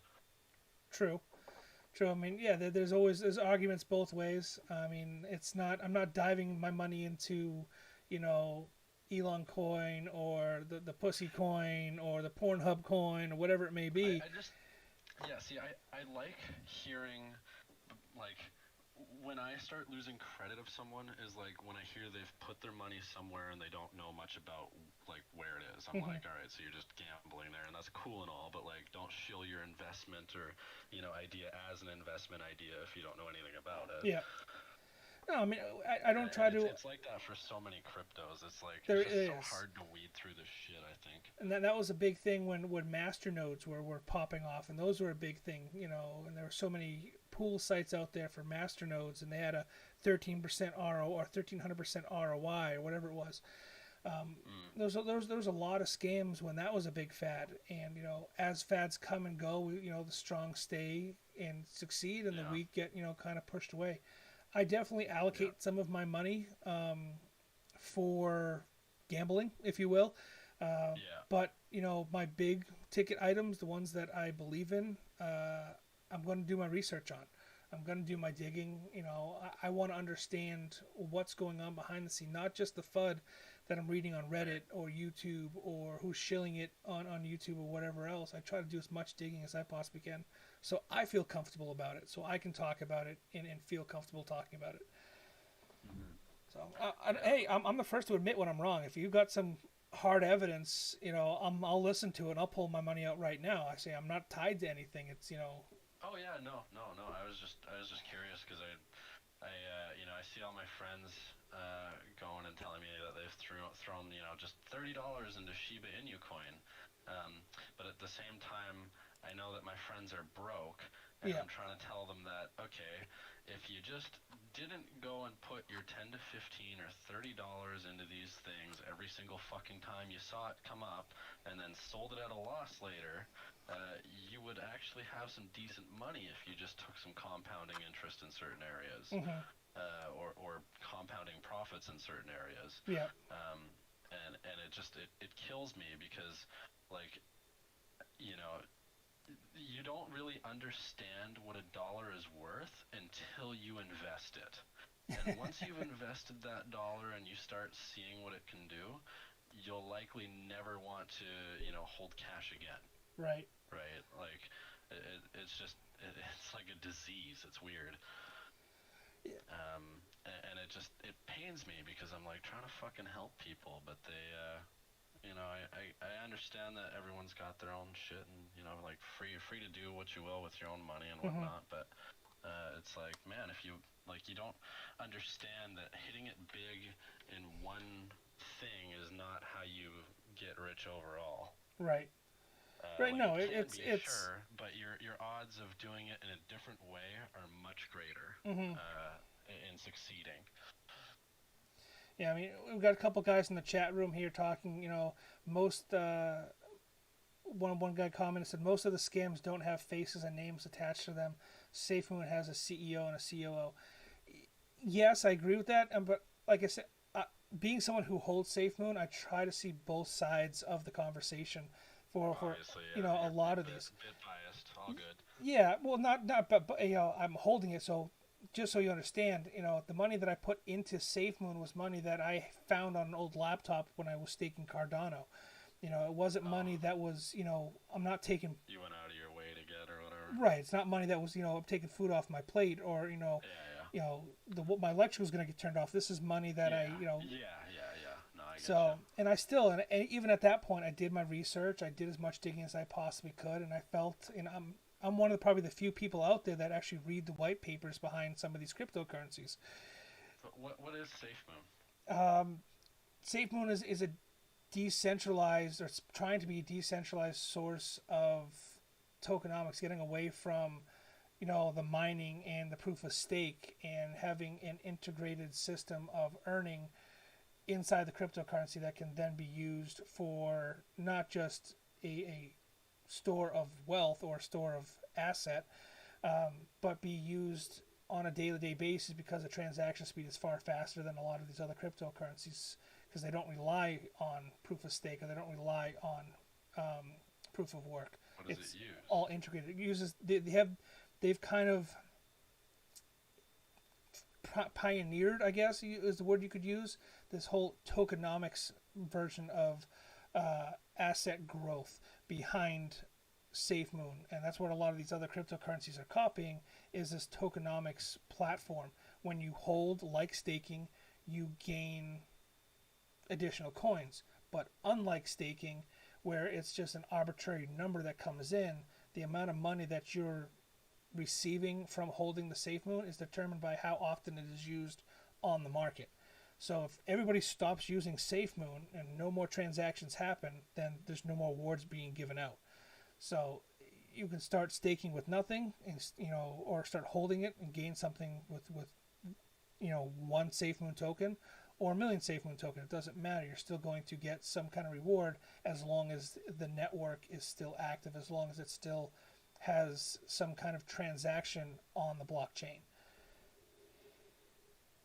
I am not fully understanding the point outside of transaction speed and earnings. I think. Well, they're trying to break out of the norm. They're trying to create a cryptocurrency, or a form of currency, whether whatever you want to call it, that not only they're trying to check all the boxes is what it comes down to. So they're trying to instill value with the liquidity pool and the burning and the rewards, right?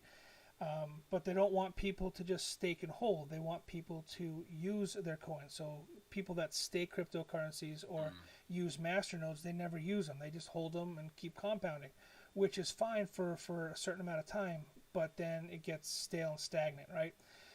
So by using it on the network, you're gaining reward. So it incentivizes people to save money, but also to use a certain.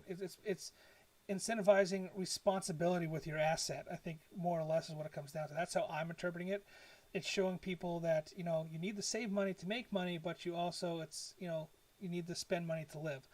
So they're not overlooking one thing versus the other. They're trying to check the boxes, if you will. Does that make a little more sense? Kind of, maybe no. It's a lot. I'm reading about it at the same time as listening to you, and I just like I don't. It's definitely a young coin, and it's got a long way to go. But a lot of people said the Yeah, same you thing don't about. say. Yeah, they say the same thing about every other cryptocurrency. It's just finding something that you feel strongly about. I got lucky and I felt strongly about Dogecoin when it first came out, and I started mining it, on its conception. And I've Okay, so it's just the supply is so insane. yeah, I think one of the discussions that's being had about that supply is they could do potentially a reversed split like you'd see in the stock market. So for every million coins that you have, you'd get 25,000. That would increase or lower the Yeah. supply and increase the value of it at a certain point. Again, a lot of people forget when they read these cryptocurrencies or they're looking at these new cryptocurrencies, check the genesis date. When did this cryptocurrency come out? It's only about 3.5, 4 months old.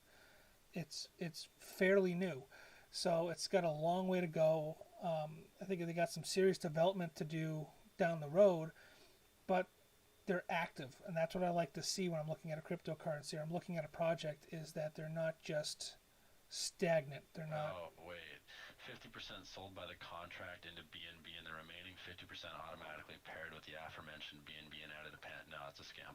So one of the things that they're trying to do right now is because Binance is refusing to list them on the Binance exchange, is Binance is a scam. they're actually trying to create their own blockchain and get away from Binance because so many people feel the same way you do about it. Yeah, yeah, it's all fucking hilarious. So it'll be interesting And if they can come their forward with support, it. like, man, I use a VPN frequently, and like occasionally I'll accidentally use one when I log into Binance. And their automated system will flag your account and lock you out, and then you get thrown into a customer support queue of over 13,000 people where you have to wait like it's an endless amount of time because they want to keep your money. Yeah, yeah. I mean, I'm not a big fan of Binance in and of itself. I had an account when they first came out, and then they started implementing restrictions, and I pulled my assets out of it.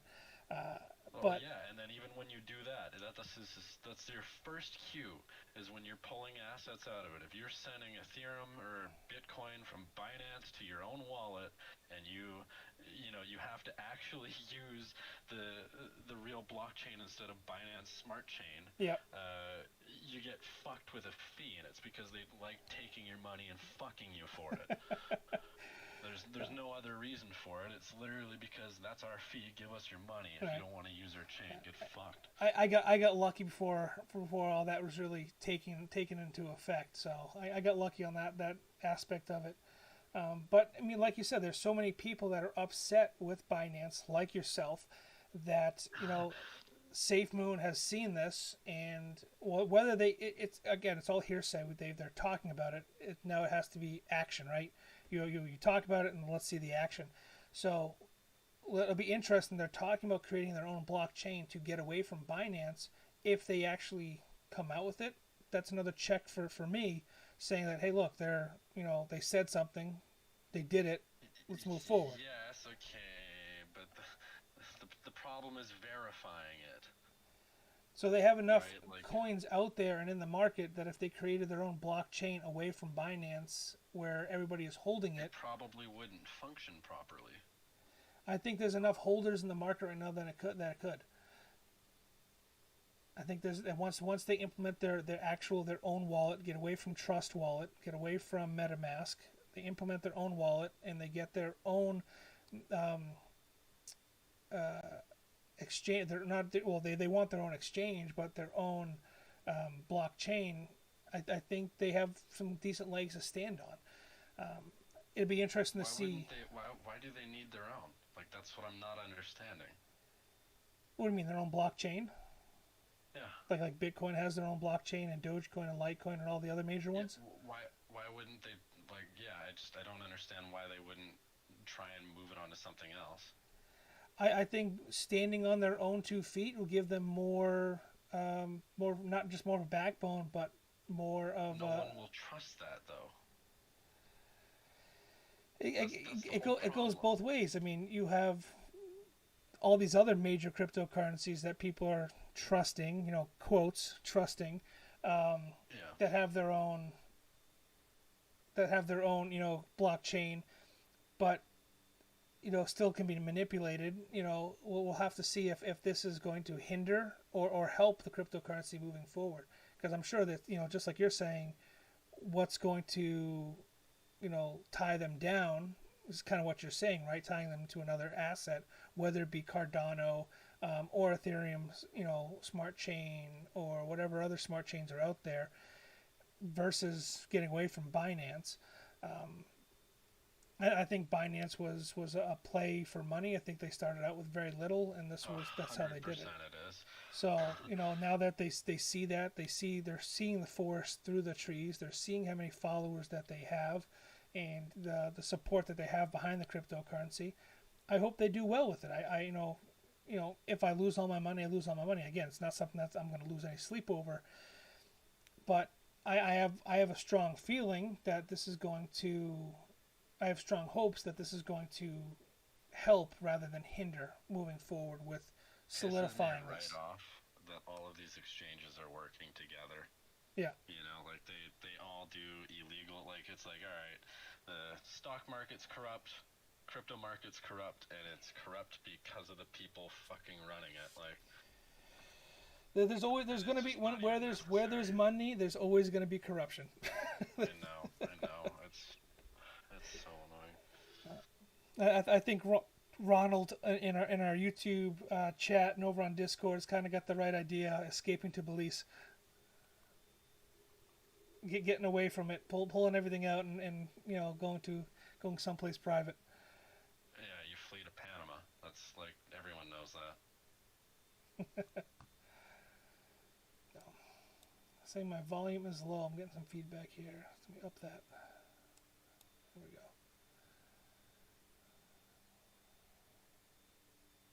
Oh, also, I just wanted to say, for your videos, your tuning video, for ASIC FW or whatever, was pretty aids to watch without any editing. Pretty. What do you mean? It was tough to watch? Yes. Yeah, I'm not a videographer by any means. No. But I'm just saying, if you made like direct, just do this and then cut, and then do this and then cut, like, it would just be extremely beneficial, because the whole tuning process is not actually that bad. But your video makes it look like I'd rather smack myself over the head with a hammer than do it. Sorry about that.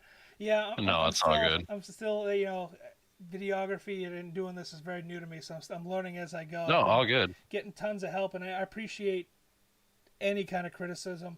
Like I said, I did a podcast with a couple guys that gave me some huge pointers on microphone tuning and things like that. Yes, the ending of your videos as well.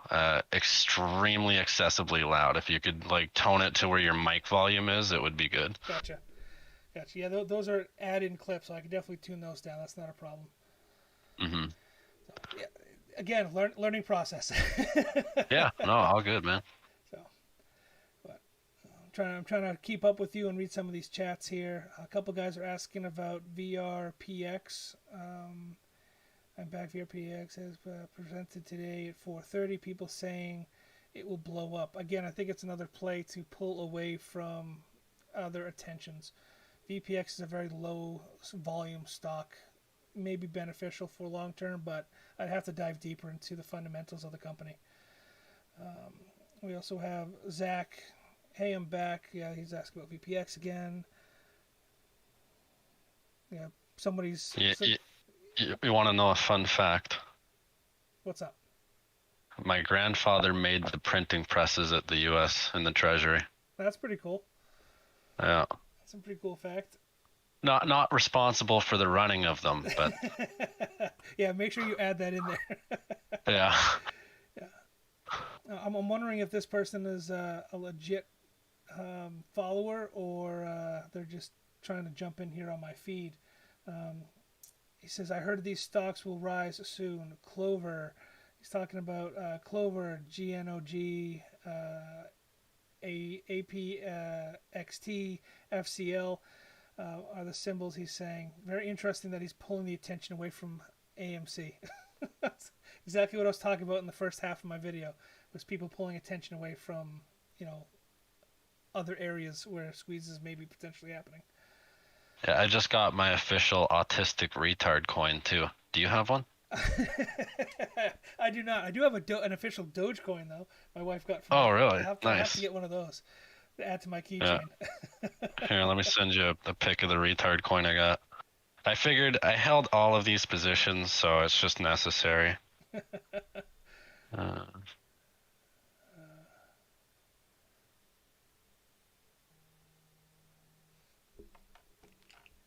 Now I got IRS is calling me apparently. Yeah, you got a $10 trade profit. Yep. They're licking the back of your neck. The police are on their way. Fuck. Here, I'll send you something for that. Seeing this and I was like, yeah, that's about right. Check Discord when you can. Where'd you send it? What chat? Just in your DMs. Right, let me check. I got way too many monitors and not enough hands. Oh, that's hilarious. I'm gonna see if I can push that on the YouTube channel. There we go.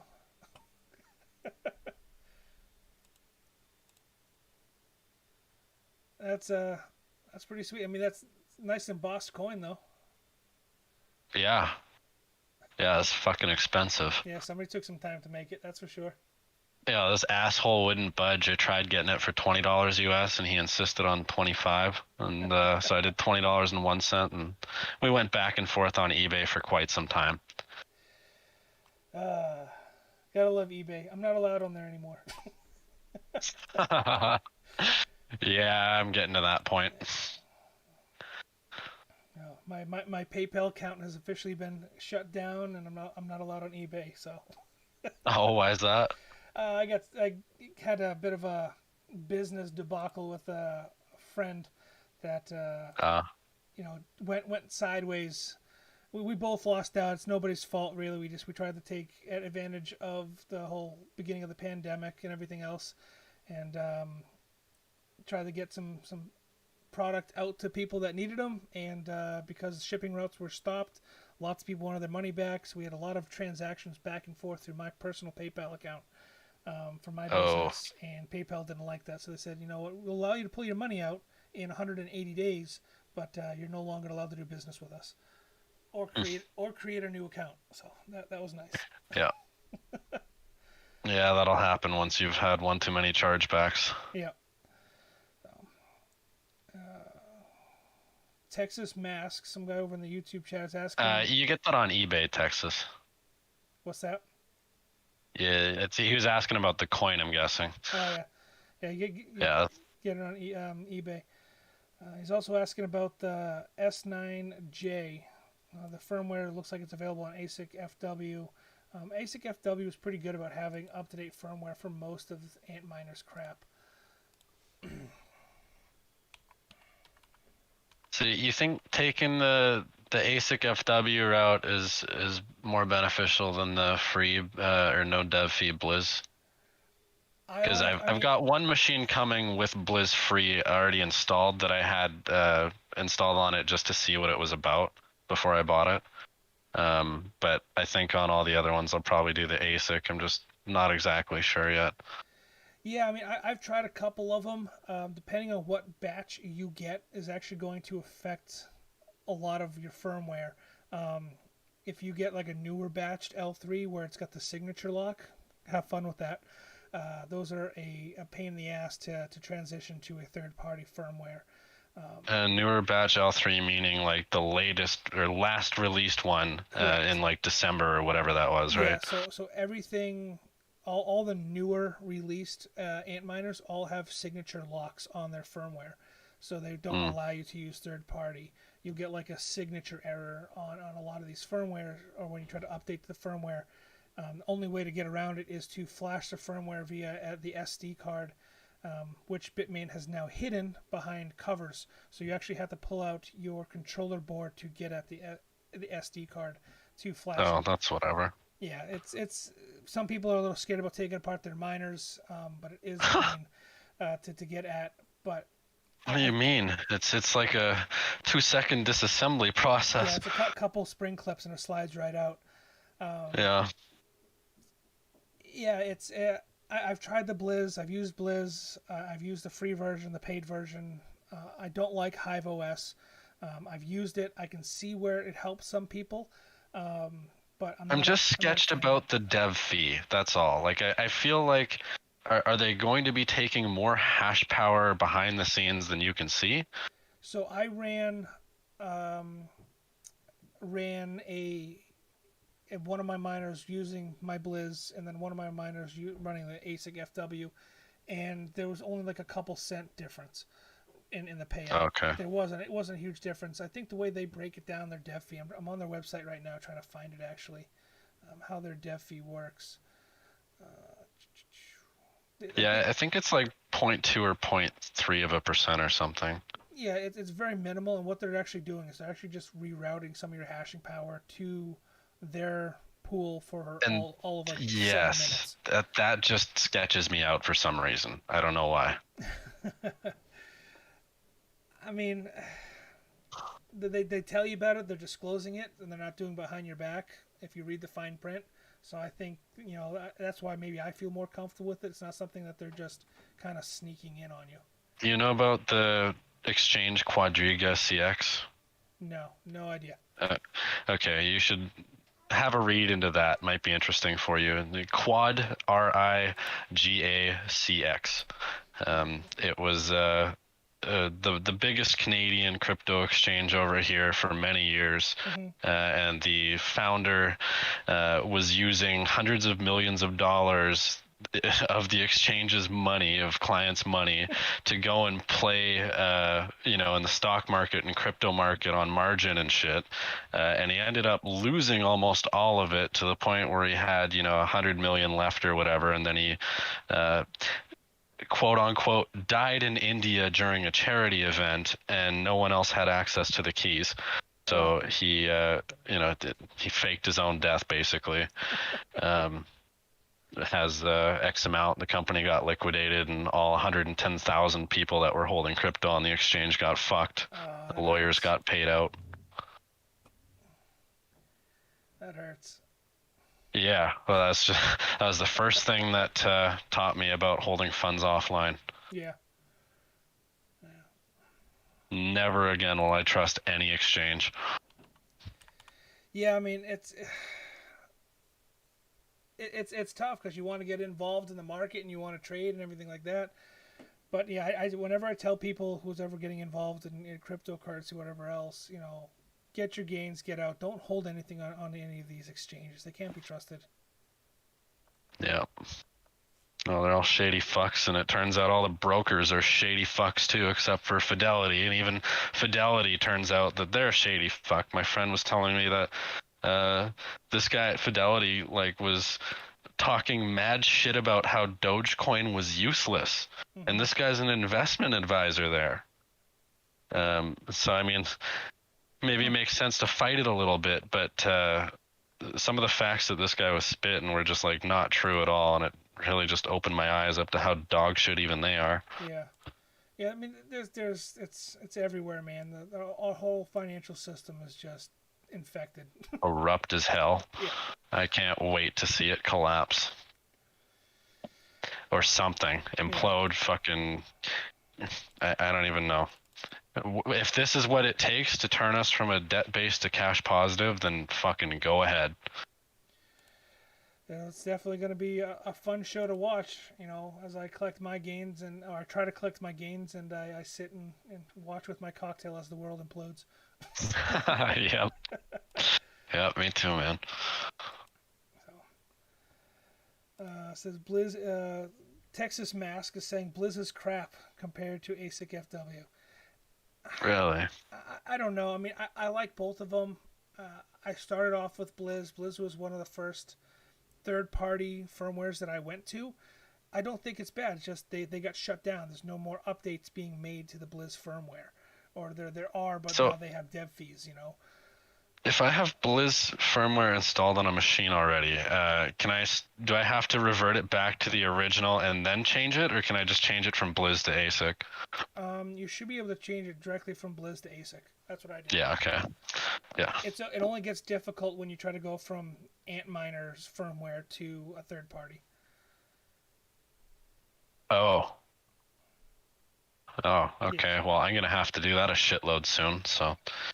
Yeah, just fingers crossed you got one of the first batches and it's not signature locked. Yeah, I think I actually got the second batch. I have one of the first, like I don't know. There's a lot of them coming, but I'm pretty sure most of them are first and second. That's good. Yeah. I get a lot of comments almost weekly, daily about people that are getting locked out for signature. Yeah. I'm like, just read I up read on it. about that, and I actually heard it wasn't like as big of a deal as people were making it out to be. But It isn't. then again, I If you haven't have, dealt with it, and I don't really want to put the time into figuring it out. So. it really isn't all that hard. I to the point where I haven't even made a video about it because it really isn't that difficult. There's so many simple videos to do it. If you know how to put an image on an SD card, a micro SD card, basically you just plug it in and power it up, and then it's done. It's more or less what I mean. There's a little bit more into it, but more or less that's kind of what it comes down to. You pull your board out, so you only got one power to your board, to your control board, not to your hashing boards. You plug in your SD card with the image on it, and you give it a couple minutes to boot up. It gives you the indicator lights, and you're done. Cool. I did have a guy on the Discord server, unfortunately, that had some static discharge and fried his control board. Oh man, yeah, but that's why you stay grounded. Yeah, Ronald's over on the he's in our server and he's on YouTube chat right now. He said he had two of them that were locked. So it's more common than not nowadays. Yeah. So. Yeah, I would fucking off myself if I static the board. Yep. Rookie mistake. Yeah, I felt bad for him, and I told him if he gets a new board, send me the old one, and I'll try to fix it for him. But it's tough. One of the many risks. and I have, like I said, I have mine apart. We were talking about. I have mine apart, every 6 weeks to 2 months, and no issues. And I'm getting 4X questions now.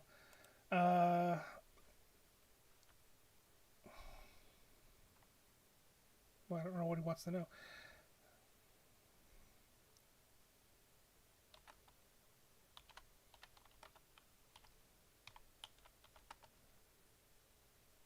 Hello? Yep. My headset died. Oh, sorry.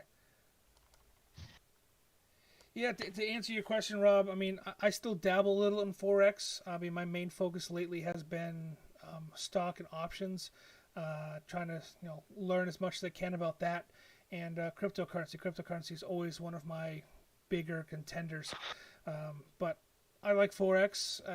It's fun for me.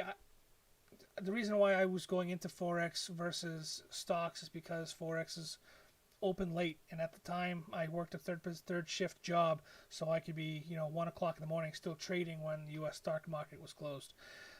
So that's why I liked forex and cryptocurrency, because they're open far later hours than the U.S. stock market. But now that I don't work and I work from home, I can dabble in the stock market a lot more. But I definitely would like to get back into forex trading quite a bit more as time progresses. Hopefully that answered your question. I learned a lot of my fundamentals and developed a lot of my fundamentals and my trading analysis tools that I use personally.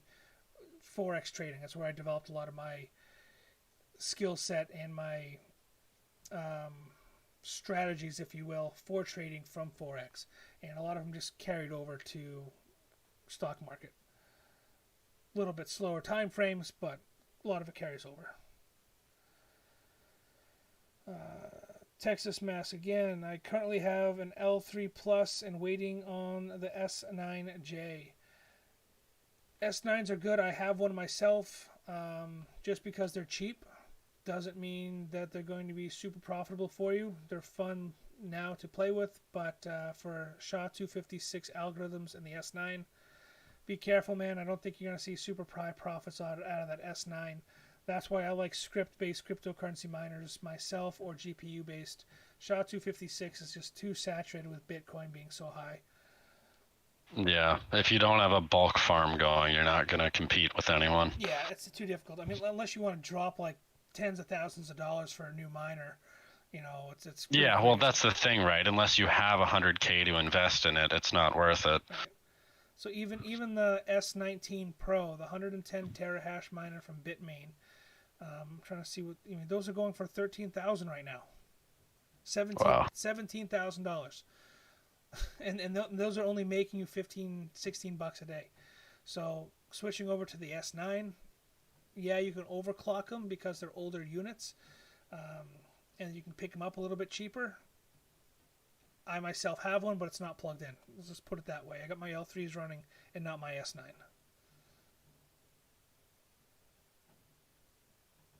What, you got Nokia? No, you mean the stock? Yeah. I don't have any right now. No, the crypto. What's that? Milk Moon. Milk Moon? Yeah. I don't have any Milk Moon. My crypto holdings are very limited right now, just because a lot of my assets are in the stock market. Yeah, no, do you have Nokia though?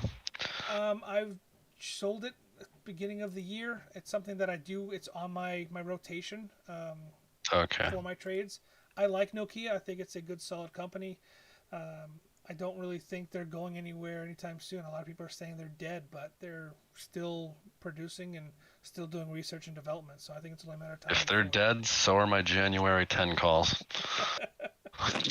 I don't think in sense of that. I think in sense of a company as a whole over time. You know what I'm saying? Yeah. They're not dead like Sprint. Yeah, for sure.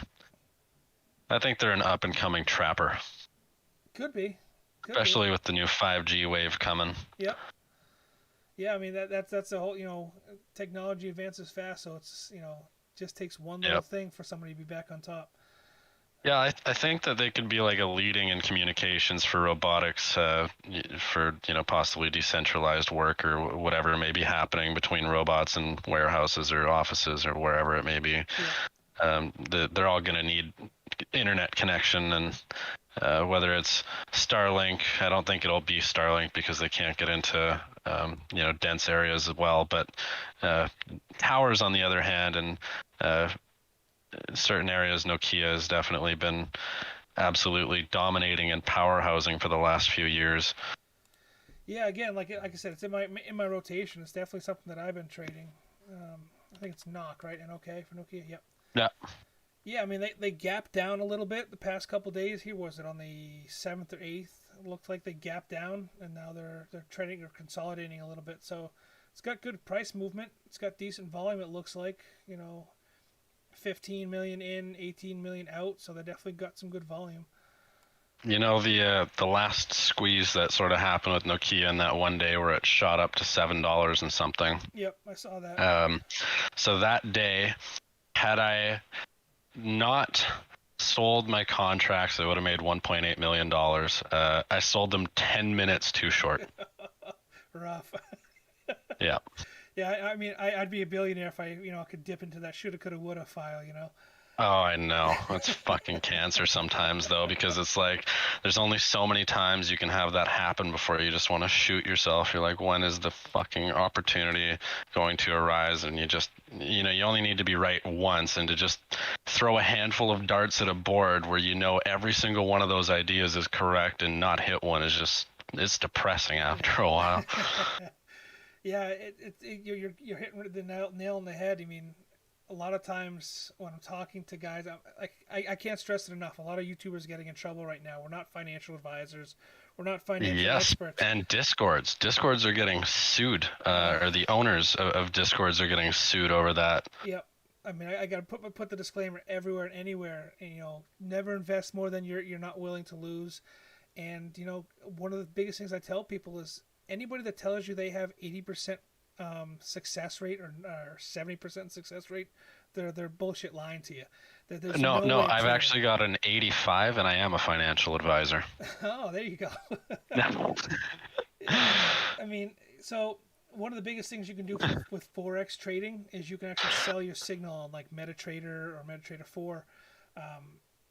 Your success rate goes super high, but then you realize that person's not closing any of the positions. They have tens of thousands of dollars in losses, and they just haven't closed their positions yet because they keep putting more money into their margin account to keep them positive. Yeah.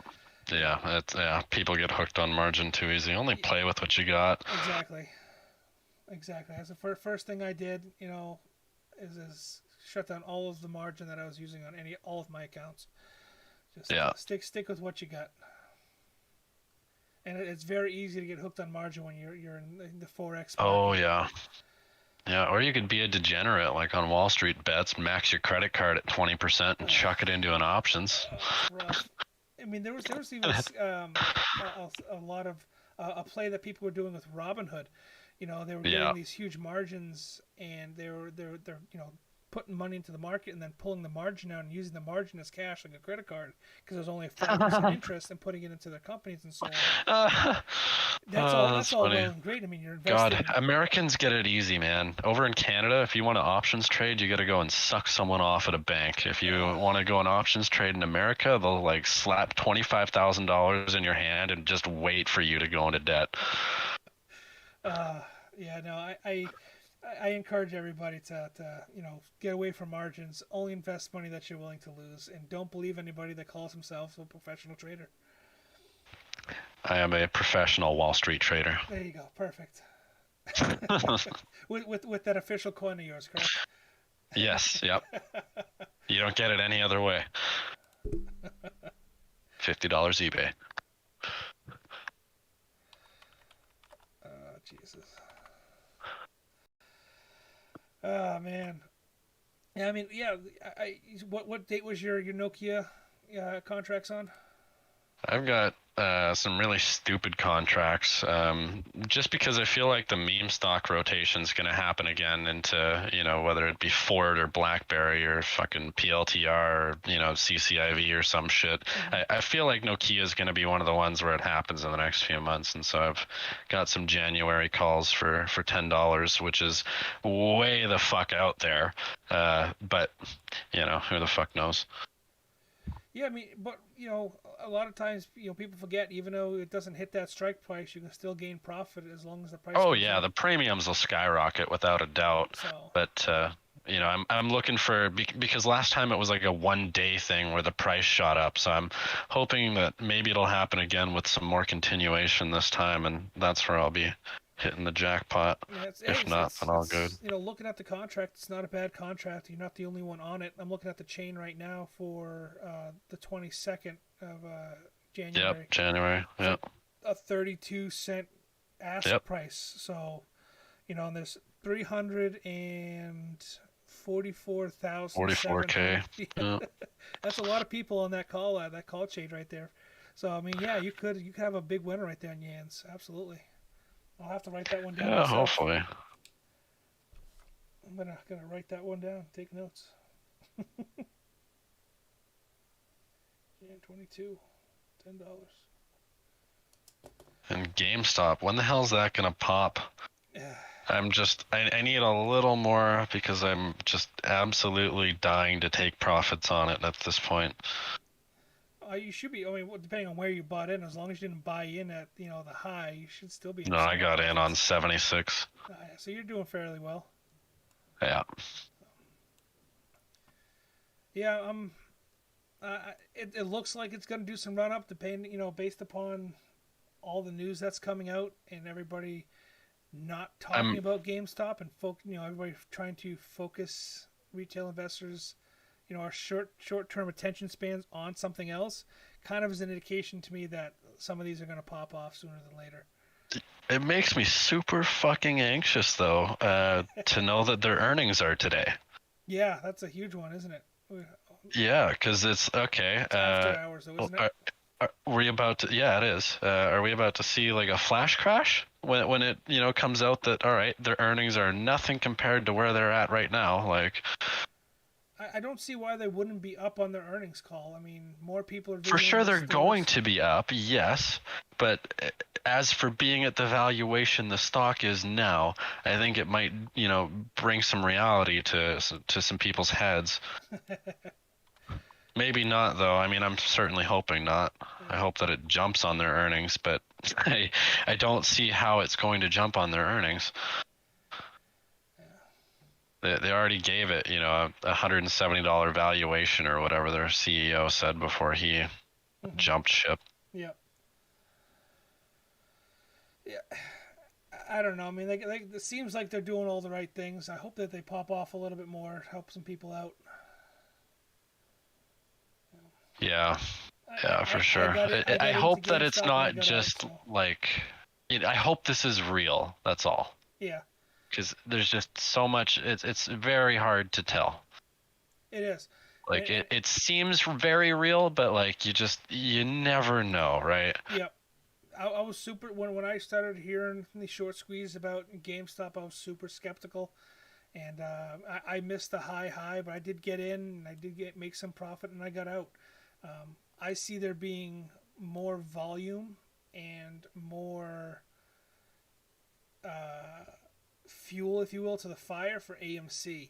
I mean, there's still data out there that suggests quotes that these hedgies haven't covered GameStop or AMC yet. Right. Yeah. No, they for sure haven't. So it's just a matter of time and how deep their pockets are and how patient we can be as retail investors, because that's what it comes down to. And when does the SEC step in? Have they not looked at this for the last fucking 6 months and gone, oh, that's right. Fluctuating like 100% a day. That's fine. You're right.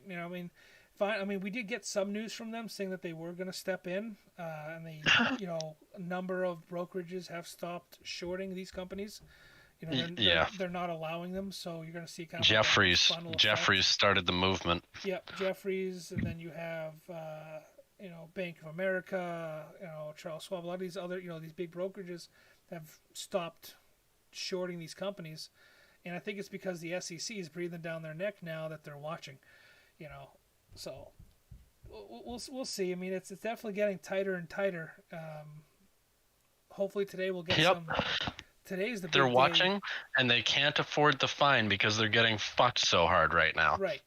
I mean, and there's that whole dispute about the $67 trillion in reserve right now that the U.S. government is holding to bail out these hedgies because they know it's coming. It's just that would be disgusting. That would just be fucking. Everyone would lose faith in the entire financial system at that point, I would hope. Like, I would fucking hope. Yeah, because where's that $67 trillion coming from? Nowhere. They made it up. Back to normal. Poof, your game was reset. Yep. So, I mean, I'm curious to see what happens. I know a big day for me that we talked about my last live stream was June 2nd. And we saw that run up on June 2nd. That was nice on AMC. And now today is another good day where hopefully we'll get a share count potentially from AMC. I think GameStop needs to be, taking, some of the plays out of AMC's playbook. Doing shareholders meetings and, catering to the shareholders, putting the pressure on the hedge funds. Nobody's counting GameStop shares. Because of the shareholders meeting with AMC, we have a share count. We will know today, tomorrow, how many shares are actually synthetic with AMC. So we will know, hopefully by this week, what the volume is with AMC and whether this actually will be a short squeeze or not. I mean, if it comes back and there's only 500 million shares being shorted, then there's no real squeeze being, there'll be a squeeze, but it won't be as dramatic as everyone thinks it's going to be. I mean, you got, the backstreet mathematicians, working in the back alley, trying to do the math on the synthetic shorts, saying there's $500 million in synthetics or 500 million shares in synthetics for AMC and GameStop. I'd be very surprised. That'd be kind of crazy to see, in my opinion. But whether we're going to see those kind of numbers or not, it'll be very interesting. I feel like with the amount of money that they need to cover, just looking at market capital alone, in the first 2 weeks of July, it was $17 billion. Yeah. So God knows what they would have racked up in one whole year. It's hundreds of billions without a doubt, if not trillions. Oh yeah, absolutely. And when you see trillions flood into one single thing, what happens? You're going to see a implosion. Yeah. I just are they going to let that happen? Or will they not? Yeah, it's tough. I mean, everyone's got their opinion. I just hope that they do the right thing and, somebody steps in, somebody puts their foot down, something is done. Who's going to do that for retail, though, right? Because if you have money, why the fuck would you want everyone else to have it? It brings them all to your level. Well, hopefully we'll see some of these hedge funds go bye-bye, and we'll get... It's almost impossible to find someone to stick up for the little guy, is all I'm saying. So to honestly do it is very difficult. I wish I had written down the name.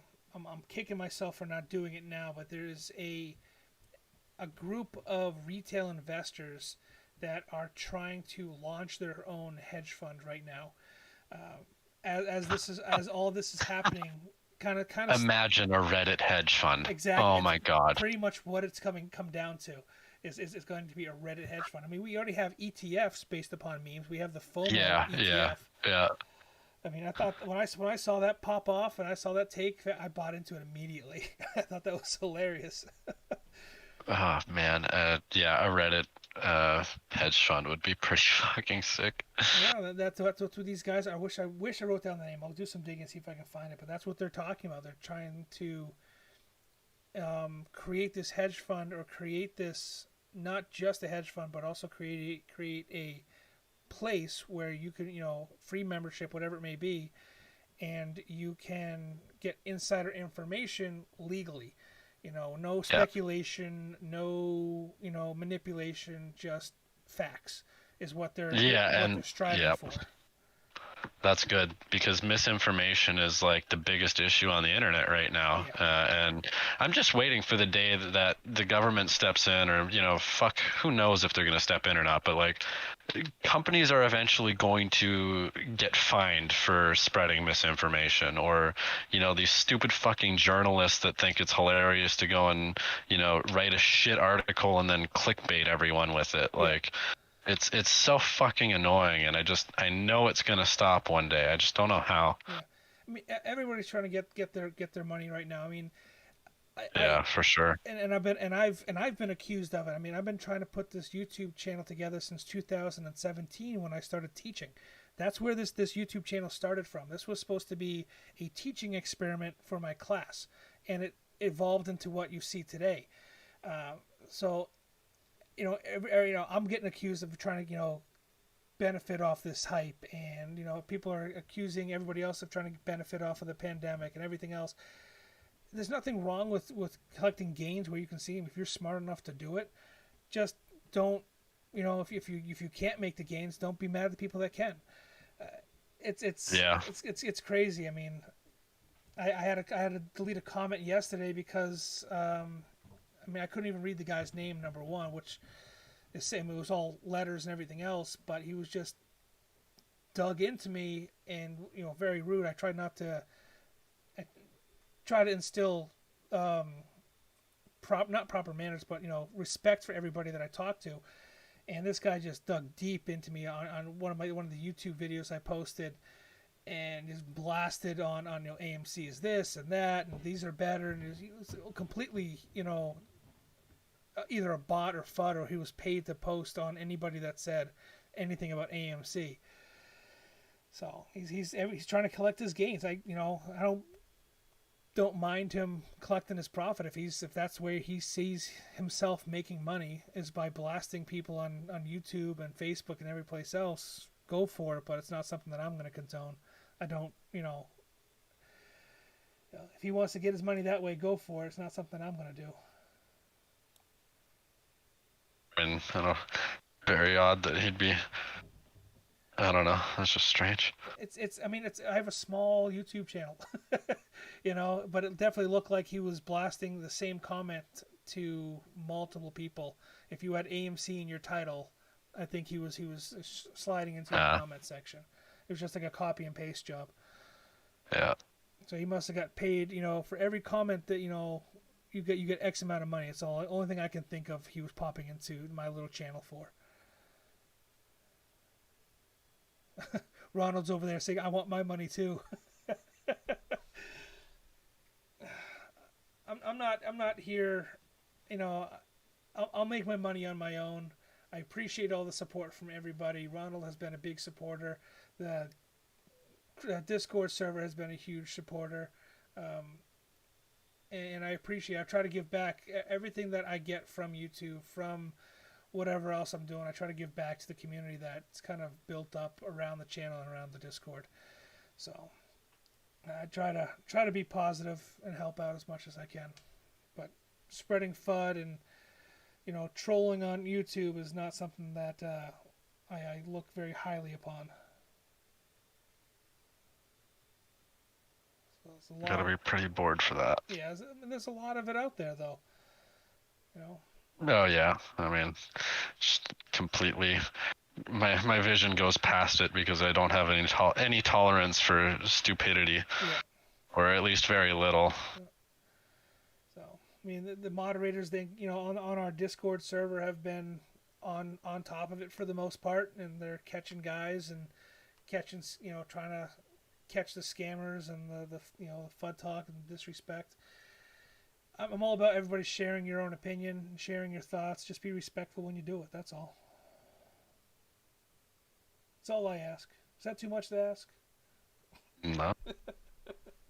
Some places it might be. Yeah, I mean, there's definitely some people that don't understand what an opinion is and can definitely take it the wrong way. Yeah, it's kind of let it roll off your shoulders. Have fun with it. I'm here to have fun and to meet some awesome people and grow from it. That's all I'm here for. Yeah, Ronald's over there. He's like, I know some YouTubers that would sell their soul for money. Yeah, Logan Paul. Yeah. Yeah. Anyone say Logan Paul? How much did he make off that fight? Not much. I think a few $100,000, like $250K, I think. Oh, Mayweather came out and said, "Yeah, legacies aren't built on." Oh yeah, he doesn't give a fuck about that. He small shot to his reputation for a large number in his bank account. He was very. He's like, who's the real idiot after that? Yeah. I thought that was awesome. I saw that interview and I'm like, right on, man. Oh yeah. That was cool. Yeah. But, yeah, small YouTube channel, bunch of awesome people that tune in. So I'm happy with where I'm at.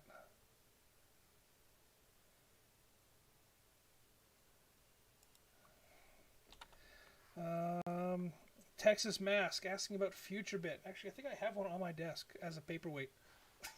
Let me see if I can find it. I got it here someplace. Yeah, there it is. I'm dropping it. My bad. You talking about one of these? Texas Mask? You talked about the FutureBit USB miners? I got a pile of them as paperweights. They were rolled out to test ASIC chips. That's what they were fundamentally for when they first came out. The USB miners. They weren't really supposed to be a standalone unit. They were just really there to test the capabilities of these ASIC chips. Test platform. Do you have a pop can? What's that? Do you have a pop can? A pop can? Huh. Where? No, do you? Do I have one? No, I do not. Huh. For my mic, you mean? No. Like just no, unrelated. Oh, no. Soda can, pop can. Is that what you're talking about? Yes. Yeah. I do not. No. Okay. No. Check out the FutureBit website. Let's check out the FutureBit website because you said so, and I will do so for you. Huh. Interesting. What's that? Well, they sell full ASIC miners? Oop, if I can spell future right.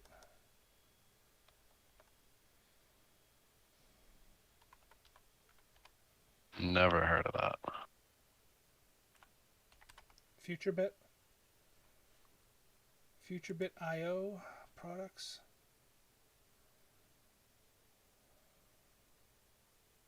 It looks like they have a whole new firmware and everything to go with it. FutureBit was one of the first. I mean, you had the FutureBit and you had the Moonlander, and then you also had was it? You had the Yellow Jackets, whatever they were.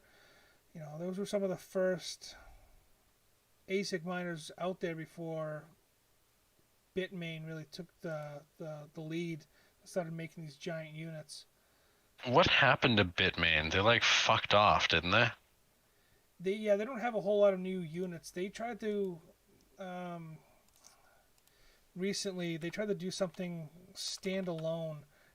Didn't they just get like run out with demand though? They only make X amount. There was a lot of people pissed about them. Yeah, they don't make enough miners to supply everybody, and they keep a lot of their own miners for themselves. So what people do, so they make all these new miners, and they make these huge production runs, and they keep them for themselves for X amount of time before releasing them. And they sell them used? Not used, but they have a production run for themselves in their own personal pool, and then once they're satisfied and they see the difficulty rise to a certain point, then they were releasing them to the public. So by the time we were getting them, they were already using the newest technology, and we're now using older technology. I see. But I don't think they have anything new as of late, except for that the S19 Pro, I think, is the newest one. That's to be announced.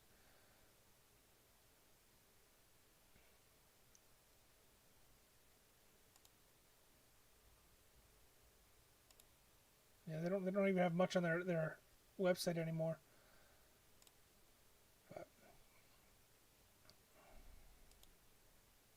But it's cool to see FutureBit come back. FutureBit, I thought was dead, to be honest with you. There was a bunch of companies at the beginning of this hype with ASIC miners that came along for cryptocurrency. Bitmain was, one of the ones that stuck around the longest.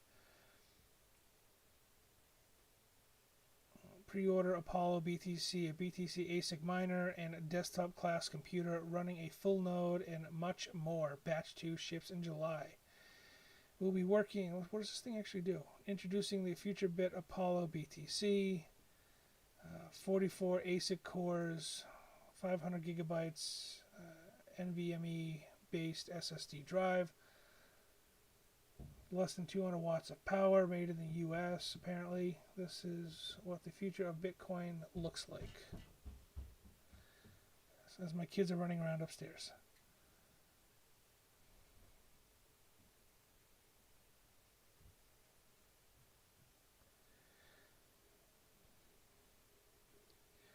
It's not getting a lot of hashing power.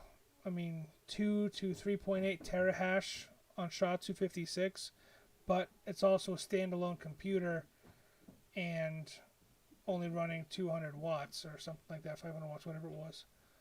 That's not horrible. 250. No, I mean it's something that you could use maybe as you stick in a bunch of office spaces. Yep. They're $600 a piece. Yeah, $650. What do you think of Bobcat? The Helium network. Yeah, I think it's bullshit. I'm waiting on mine. Oh, you fucking bought one? I bought one months ago when they were cheap, and I bought it from what's not Bobcat. I bought from the other company there. You got it from their site though? Yeah. Oh, so you're gonna be waiting till like next year? Yeah, I'm not getting it anytime soon. Yeah. I think it's a cool concept. I think a lot of people are making money off it, whether it sticks around or not. Right now, for sure they are. More people are just using it to make profit. Nobody's using it for its actual use case. And Yeah, I was gonna say, like, the actual use case is what? Connecting to a free hotspot? Yeah, it's supposed to be decentralizing networks, getting away from like the T-Mobiles Right. and the Cox. So how do you connect to it? Because there's one like right next to me, and I can't connect to it. So you got to go. You have to sign up through their platform, I guess, their Helium platform. Create an account, and then you can add to you buy minutes more or less, or you mine and you get minutes mining. Oh. Oh, I see. And then you use those minutes when you're connected? I guess so. Instead of using, going with, your typical provider, cell provider. Yeah.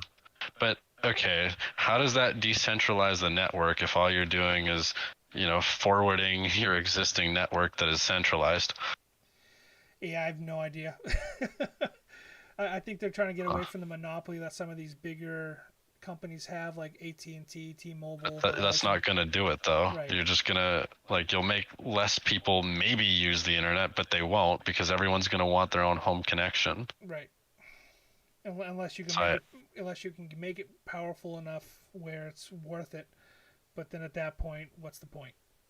There'll be something bigger and better because they don't have the money to upgrade. I mean, all these miners that people are using now, once we go to 5G, it's not going to make a difference. And if Helium doesn't keep up with the times and the technology, they're going to be obsolete very quickly because they can't keep up. Yeah. With it. They can't keep up with it as it is now. I know it's radio frequency versus the 5G network, RF or whatever it is. I thought it was an interesting concept. And they're coming out with new 5G miners by the time the first the last batch of the Bobcat shit. Exactly. And I had bought one because I wanted to do a video on it, and I'm just sitting here waiting for it, and by the time I get it, I'm not going to be able to do the video, so. Yeah. That's why I think it's a scam. I was so close to buying one, and then I was like, it just doesn't make sense, even as a long-term solution. If you're trying to decentralize, like, satellites make more sense than that. Right. I don't know, man. It seemed like a cool concept, and I wanted to try to get into it on the ground floor, but there's not enough. There's way too much. For sure, it does. Yeah, a decentralized internet, like I think, would be fucking sick. But I my head's going, is that really the best way to do it? Like, I don't think so. Trying to do with Starlink, though. And he's got billions Yes, of but dollars. Starlink is orbiting the Earth. You don't need everyone to have an individual hub in their house that is already connected to an existing connection. Starlink is its own thing. Exactly. If Bobcat miners were their own internet connection and you didn't need to hook it to an existing one, it'd be a great idea. But then it just looks like, okay, they're trying to get everyone to switch over to their own network. And it's like, it's not really decentralized then if they run it. Mm-hmm. So they would need to prove it. And okay, if they can prove it, sure, that's great. But I still don't think that's the best way to go about it. Right. Yeah, I mean, it's yeah, that was their take on it, to put all these hotspots everywhere and lower the, so the RF bandwidth is different than, say, the 5G bandwidth. So you're putting up more hotspots, smaller towers. So you're putting money in people's hands that are running the miners, or the towers, if you will, the antennas, and trying to decentralize it that way, where you have your own hotspot in your house. Everybody has their own hotspot, which pays for them to connect to the network. So you'll get to that point in their breakdown. At some point, you'll get to that level where your miner is just paying for you to be on the network. It's not paying for you for profit. It's just allowing you to connect to the network. Right. Which is fine, but then how many people are actually going to do it at that point? Because a lot of people that are into it now are just into it for the profits. Yeah. So I mean, it's an interesting take on it. I think Elon's Starlink is a better access for everybody. I'll pay $100. I mean, I'm paying $100 now for internet, and it sucks. If I can pay $100 for internet and have it anywhere, why not? Yeah, it's just you don't get great connection in denser areas. With the Starlink? Yeah, that's the only thing. But for like outside areas, yeah, great alternative.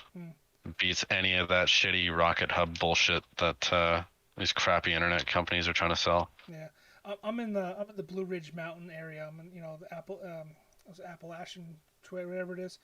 So I'm surrounded by trees and mountains. It sucks. Oh, okay. That I do. So running a helium miner over there is probably shit for you too, then. Yeah, I'd have to get it, way up. I'd have to have like a 50-foot antenna just to, break some of the tree lights. Yeah. Or climb a tree and put it at the top of a tree. I got a question here from Rob. The question was more around your thoughts on XRP Ripple because of how it's set up for Forex. Oh, I got you, Rob. I'm not a fan of XRP. I know a lot of people love XRP. I do understand the fundamentals behind it and how what you're talking about, it being set up for Forex. It would have to have a bigger mass adoption, in my opinion, to be set up that way. I mean, any cryptocurrency market, any currency market, in essence, you're Forex trading. You're trading one pair versus another, versus stock market where you're just buying an asset. Currency, you're trading the strength of one currency for another currency. So implementing XRP into that equation could be beneficial in some senses, but could also be detrimental to how it's used in decentralizing that kind of exchange, if that's what you're getting at. I'm curious to see how XRP moves forward with all its lawsuits and everything going on behind it. I haven't really, to be honest with you, I haven't really followed Ripple all that much. I know that they've been in the news in regards to the lawsuits. Whether they're going to see huge gains or not, I don't know. I know a lot of people, there's been a lot of talk going back and forth about the price of Ripple and how high it can go, but I'm trying not to speak too ill will of anything, trying to walk that tightrope, if you will, because I don't know a whole lot about it. Because it's not a cryptocurrency that I'm super involved in. Yeah, that's trading at 89 cents right now. To break $1, I think it'd be interesting to hit $5, to hit $10. It's got a decent market cap, got a good decent volume, not super high volume, but $6.12 million volume in 24 hours for crypto. It's all right. All-time high of $3.40. And I think I read someplace somebody was talking about XRP hitting $1,000 a coin. I don't think that's going to happen anytime soon for XRP.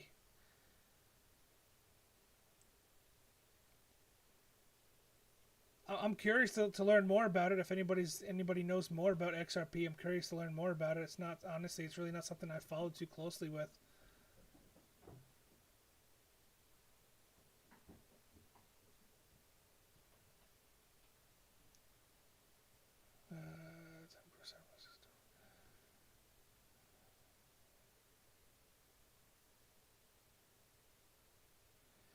Okay, so the liquidity, the amount of coins that are issued is why it's so popular with banks. Is what they're saying. If you want to know about XRP, I've been in there for a few years. Yeah, share your thoughts. I mean, I've heard about it. I know I've had friends make some major money off it, but it's not something I really, dove into. So it's the problem with it is it's centralized. Not technically, but like the majority of it is held by Ripple. Um, and that's where they're holy fuck. Sorry, something crazy just happened. Squirrel. Yeah. They're great. XRP is actually like what led me into Dogecoin. They the instant transfer time with XRP is really nice. The fact that there's basically no fee is really nice. When you take into account what happens to the price of XRP when giant liquidity transfers are needed from banks or hedge funds or whatever, you'll see that it makes sense for the XRP token price to be high because then they're transferring less of them. Right. And with only 100 billion or whatever it is available, less is going to be key, especially when there's trillions of dollars in liquidity needing to be transferred. Gotcha. So it makes sense for the XRP price to, I've always considered it to be about $80 to $300 on the high end at full adoption if it turned out that it was better than the SWIFT system in banking, and they turned to that. But this is where I think the SEC thing is getting interesting, is if the SEC is able to get bent in their court cases and everything goes in Ripple's favor, regardless of that happening, I still think that they will need to give up control of their war chest of XRP. And when they give up control of it, that's when adoption might happen. Because, well, it's no longer centralized and now the use case is for real. But, as for XRP or for Ripple Labs being given the XRP by a mysterious or anonymous donor or whatever back in the day, I don't buy that shit. I think that, either they created it or someone inside did and they gave it to them and they're just not saying or some shit. Mm-hmm. But it 100% is centralized until they get rid of what they have locked up. And obviously they can only release a certain amount from escrow at a time. But the fact that they have control of it is a deterrent to the use case of cryptocurrency. Right, like the whole point of crypto is we want a decentralized internet, we want decentralized finance. It's extremely important because decentralized services mean that there's no more middleman, and you're not getting fucked by anyone. Mm-hmm. It's just all consumer direct. Gotcha. Okay, so I think I kind of understand now more or less. But now I know a little bit more about Ripple. I understand Steamy's question a little bit better. He was asking how it can be implemented or how it's going to be used with exchanges, foreign exchanges, and when you're holding that amount of liquidity, it makes the transaction time a little bit easier when you're either getting into the market or out of the market. Instant liquidity transfers. So you're going to see this completely is going to cut out basically all banking fees. Mm-hmm. You're going to see conversion rates. So if you convert Canadian to US, you're not going to get hit with a fee anymore because Nostro Vostro accounts in the banking system will be eliminated. Gotcha. And they're all bullshit to begin with anyway. The reason why there's a conversion fee is because it takes them 3 business days to send it from this place to this place for you. Mm-hmm. But it's like, no, it fucking doesn't. They have it there already. Right. But you get charged a fee and then everyone moves on. So it's incredibly important for the financial ecosystem in general to have it so that fees are eliminated where they need to be. PayPal's withdrawal fees, conversion rates, trading fees, monthly banking fees, unless you're holding a certain amount in your account. Like, that's all a thing over here. Not so much for the US, but in Canada, we get fucking destroyed with fees. Now over there in the US, it's behind the scenes. Yeah, US. Yeah, they definitely hide our fees from us. They don't let us see it. Yes. I think what was I read something. Was it Bank of America or was it Wells Fargo had $8 billion in transaction or late fees last year? Yeah. Oh, yeah, and it's common over here. They're up in the 15 to 20 billions Yeah. just for insufficient fund fees. Right. It's like, wow, so you're making the most money in the pandemic off of poor people. Why is that not surprising? Right. Yeah. Yeah, I mean, I could see how Ripple would help. I could see how that would affect the foreign exchange market if you were a forex trader. Definitely would lower the spread between two currencies. Yes, it will. It completely eliminates spread as well. Yes, I mean, then you'd have to then the brokers would have to find another way to, because the Make broker that their I money. use is Owanda or Owanda, however you want to say it. Been using them for years. They're a great brokerage, and I pay very little on my trades. I pay based upon the spread. So when you eliminate that spread, then how they're going to probably get a transaction fee or a monthly statement based upon how many transactions you actually have, and they can go to that kind of tiered system. But yeah, it'd be I'm interesting. excited. Yeah, it'd be very interesting This to see. the whole movement is going to, when decentralized finance is a normal, imagine having, like, I don't know if you've seen the Binance wallet at all, where you can see all of your staking and your rewards and your subscriptions and your fees and your history and whatnot. I'm excited for a consolidated wallet one day when you don't have 13 different places with money in it and you don't have 18 different apps that are all holding a different, share or something. Yeah. Like, just put it all in one fucking place. Show me how much money I'm paying monthly in your stupid subscription fees for Amazon and Netflix and all that shit. Like, just be transparent, it's about fucking time. Yeah, and that's one of the biggest. I mean, that's one of the biggest things I've been trying to do lately is consolidate. I mean, right on the point. Exactly what I've been doing. I've had exchange. Tons of exchanges, right? To get in on the market, whatever cryptocurrency, because some cryptocurrencies aren't on every market. But I've definitely been consolidating. Focusing on one wallet, one broker, Yes.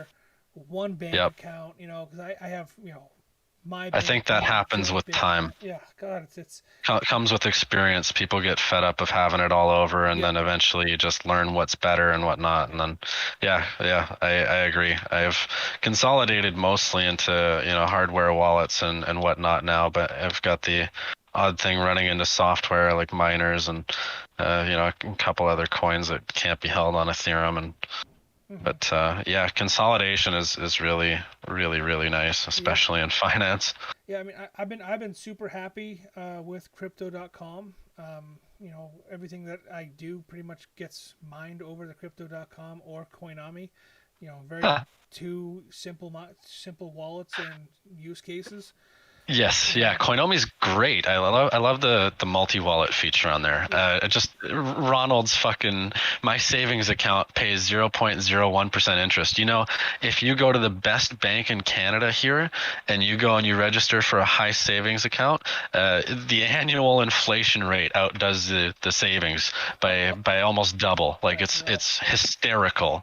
Like these banks are completely out of touch with reality, and not even. I'm saying double on like a normal rate. If you account for the 20% inflation that happened last year, we're about 5 times the rate. So it's like, wow, if you put money in there, not only is it locked into the savings account and you have to go through, hell to get it out or sign something or, do whatever to get it out, but you're losing money the whole fucking time you're putting it in there. Like, that's rough.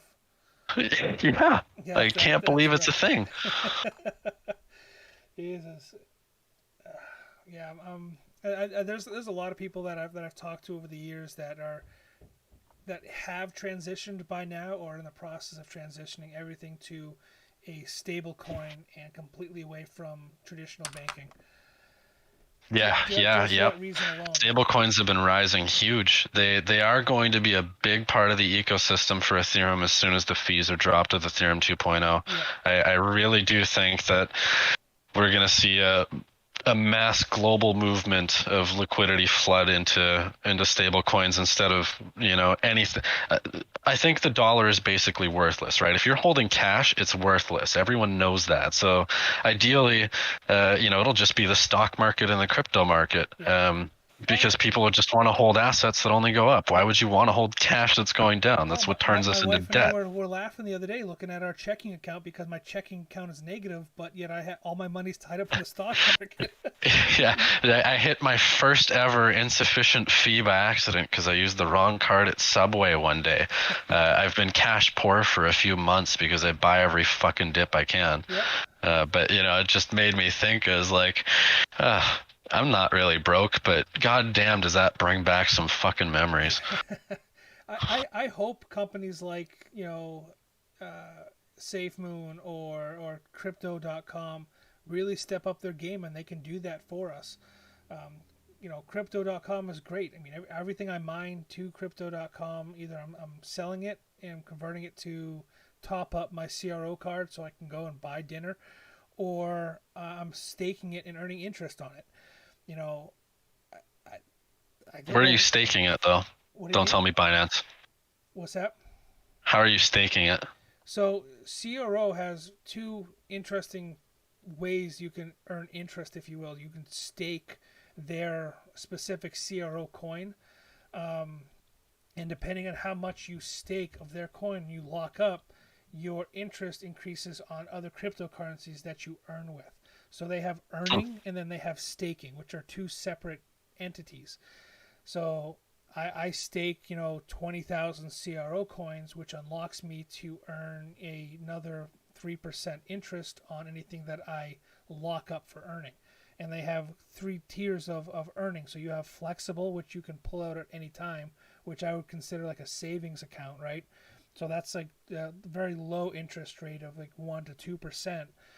No, sorry, how are you staking it? Is there is it a decentralized staking method that you're doing to Yeah, stake it, or are it's you? decentralized through the crypto.com blockchain.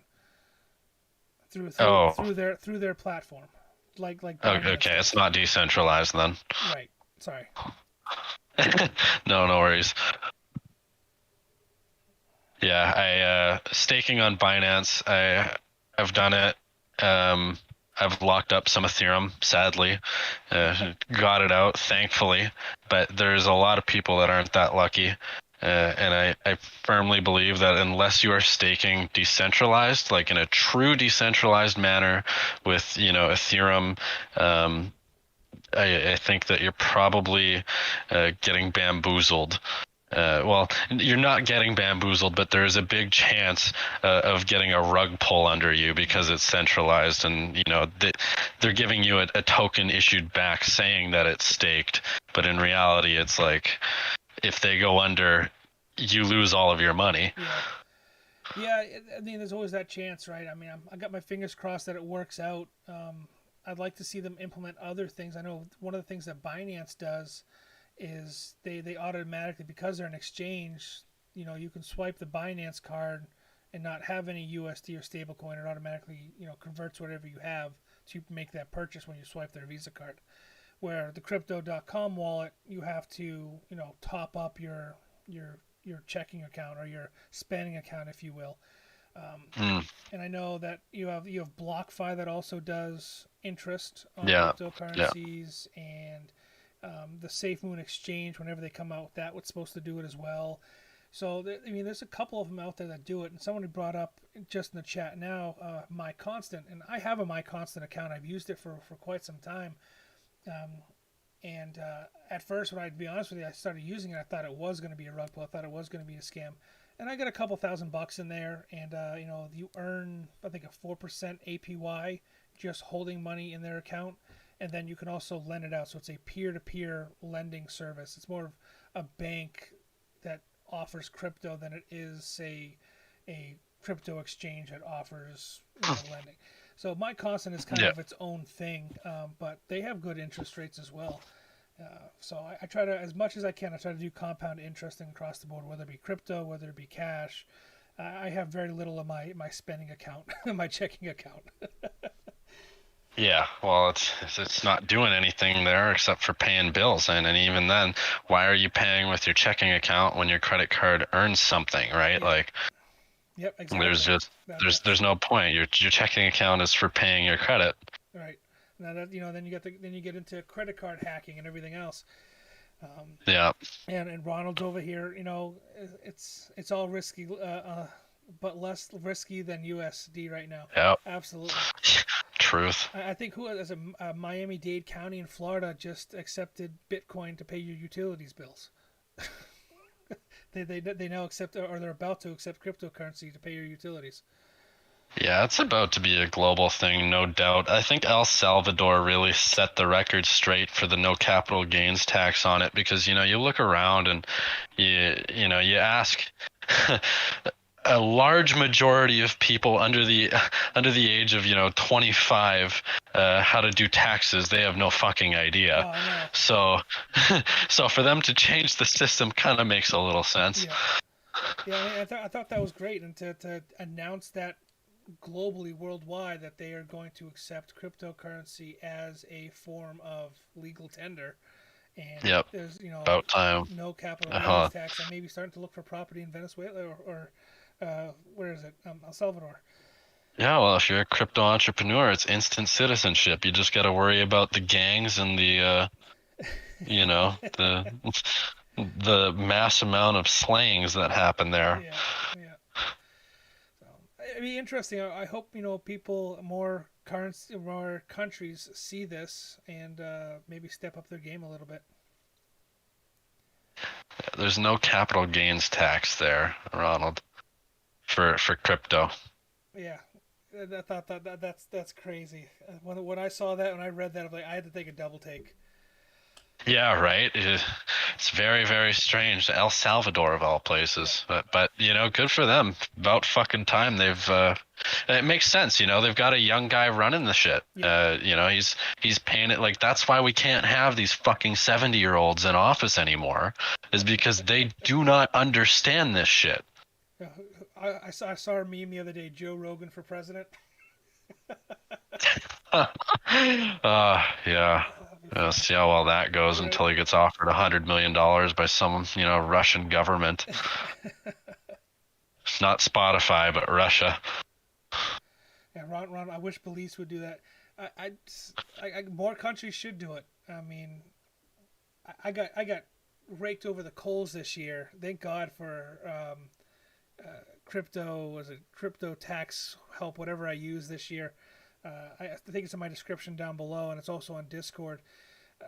They were a huge help doing my taxes because I did a lot of crypto trading last year, and this year I broke the bank a little bit, and I'm gonna hire a tax attorney because there's just way too much going on for me to Do, handle. do you do you want some financial advice? We won't call it Uh, financial advice. We'll call it experience. Go ahead. okay, all right, some experience. I would say, uh, no, not experience. I think that's the wrong word. If in layman's terms, um, if you will, maybe consider renting a jet ski and having an accident with your crypto keys on you. Gotcha. Yeah. Just lose everything. I understand. Yes. If the IRS is listening, I paid my taxes last year. Thank you. Uh, man, and I praise whoever put that service together. I'm looking for it right now. I think it was one of my affiliate links here. Who was it? Yeah, I'm super glad that they're coming out with some useful tax tools for it now because it was AIDS beforehand, Yeah, doing everything manually. Like going back and converting historic amounts of coin on that date is the most cancer shit you could ever possibly do on a daily basis. Like, can't even explain. yeah. I used pulling it up right now for the live stream. I used CryptoTrader.tax, and basically you just if you know your exchange or you know your wallet or whatever it is, you can plug and play and Excel sheets or API link, and it made everything. I mean, I did my Oh, crypto, really? I did my crypto Cool. taxes this year. It took me less time to do that than it actually took me to do my traditional taxes. Oh, yeah. And I've been And doing my that's own AIDS. taxes since I was 17, 18 years old. So this was amazingly simple. I was very impressed. So if you guys are still waiting to do your taxes, because I know we did get an extension here in the U.S., I'd check out crypto tradertax.com. Link is Yeah, we got one here too. Been putting that off hard. I took out so I had a fabrication company that I recently closed the doors on, and I took out a PPP loan just to keep the lights turned on. So I made sure that I did my taxes early this year because I didn't want to get arrested like some of these people are. Yeah. But Yeah. granted, the PPP loan that I took out was only maybe like 10K versus the people that are getting arrested that are Uber drivers that are taking out 50K, 100,000, $1 million in PPP loans. Mine was very small, so I don't think I think I'm safe. I hope I'm safe, but I did my taxes as soon as I possibly could this year. I thought that was crazy, seeing people get arrested. I thought the money was free. Uh, It says it right in the name, PPP loan.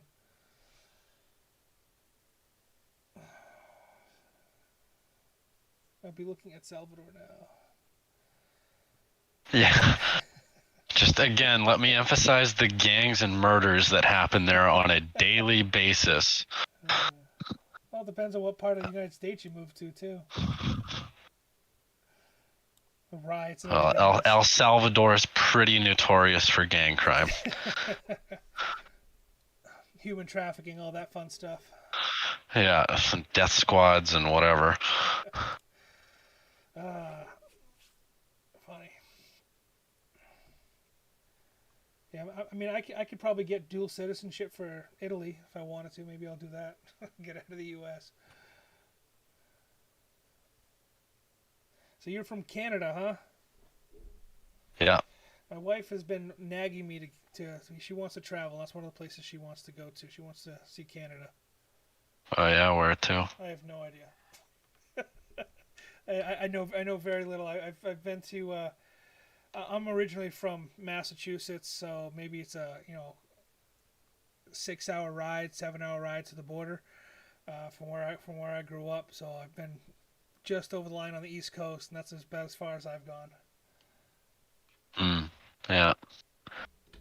Yeah, I'm in Vancouver. Gotcha. Can you pay off a gang with Dogecoin? That's great. I wish. I'm sure you can. If they're paying what's it called,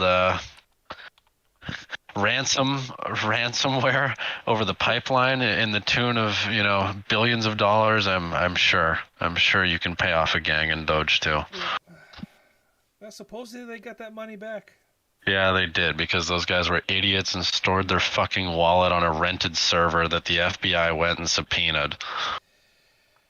And everybody was in that was one of the biggest things people were talking about when that came out was how decentralized is crypto? Yeah, it's just FUD. Well, it's not the Just fact that ridiculous. it's whoever did it was stupid. Yeah, exactly. It's just like China saying something or Elon Musk being the reason for the crash in the whole market. Like, it's just all fucking FUD. They all need a reason for it. User errors is typically what happens. Yeah. Operator error. Unreal. All right, I think I've gone on long enough, and I've rambled far longer than I should have. I think my kids have been banging at the door trying to let me in. Letterkenny.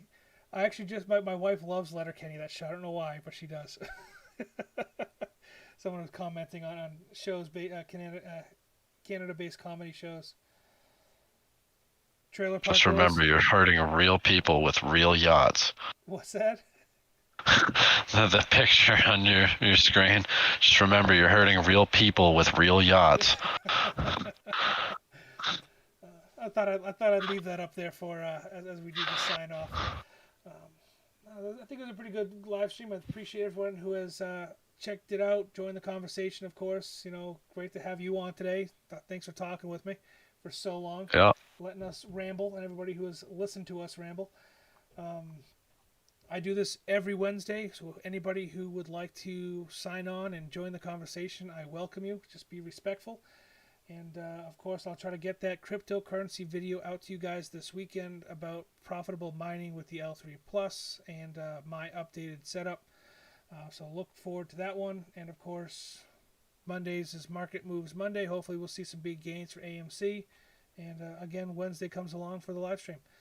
So I appreciate all your support, guys. Thank you so much. And until next time, be safe, enjoy yourself, enjoy your families, and take it easy.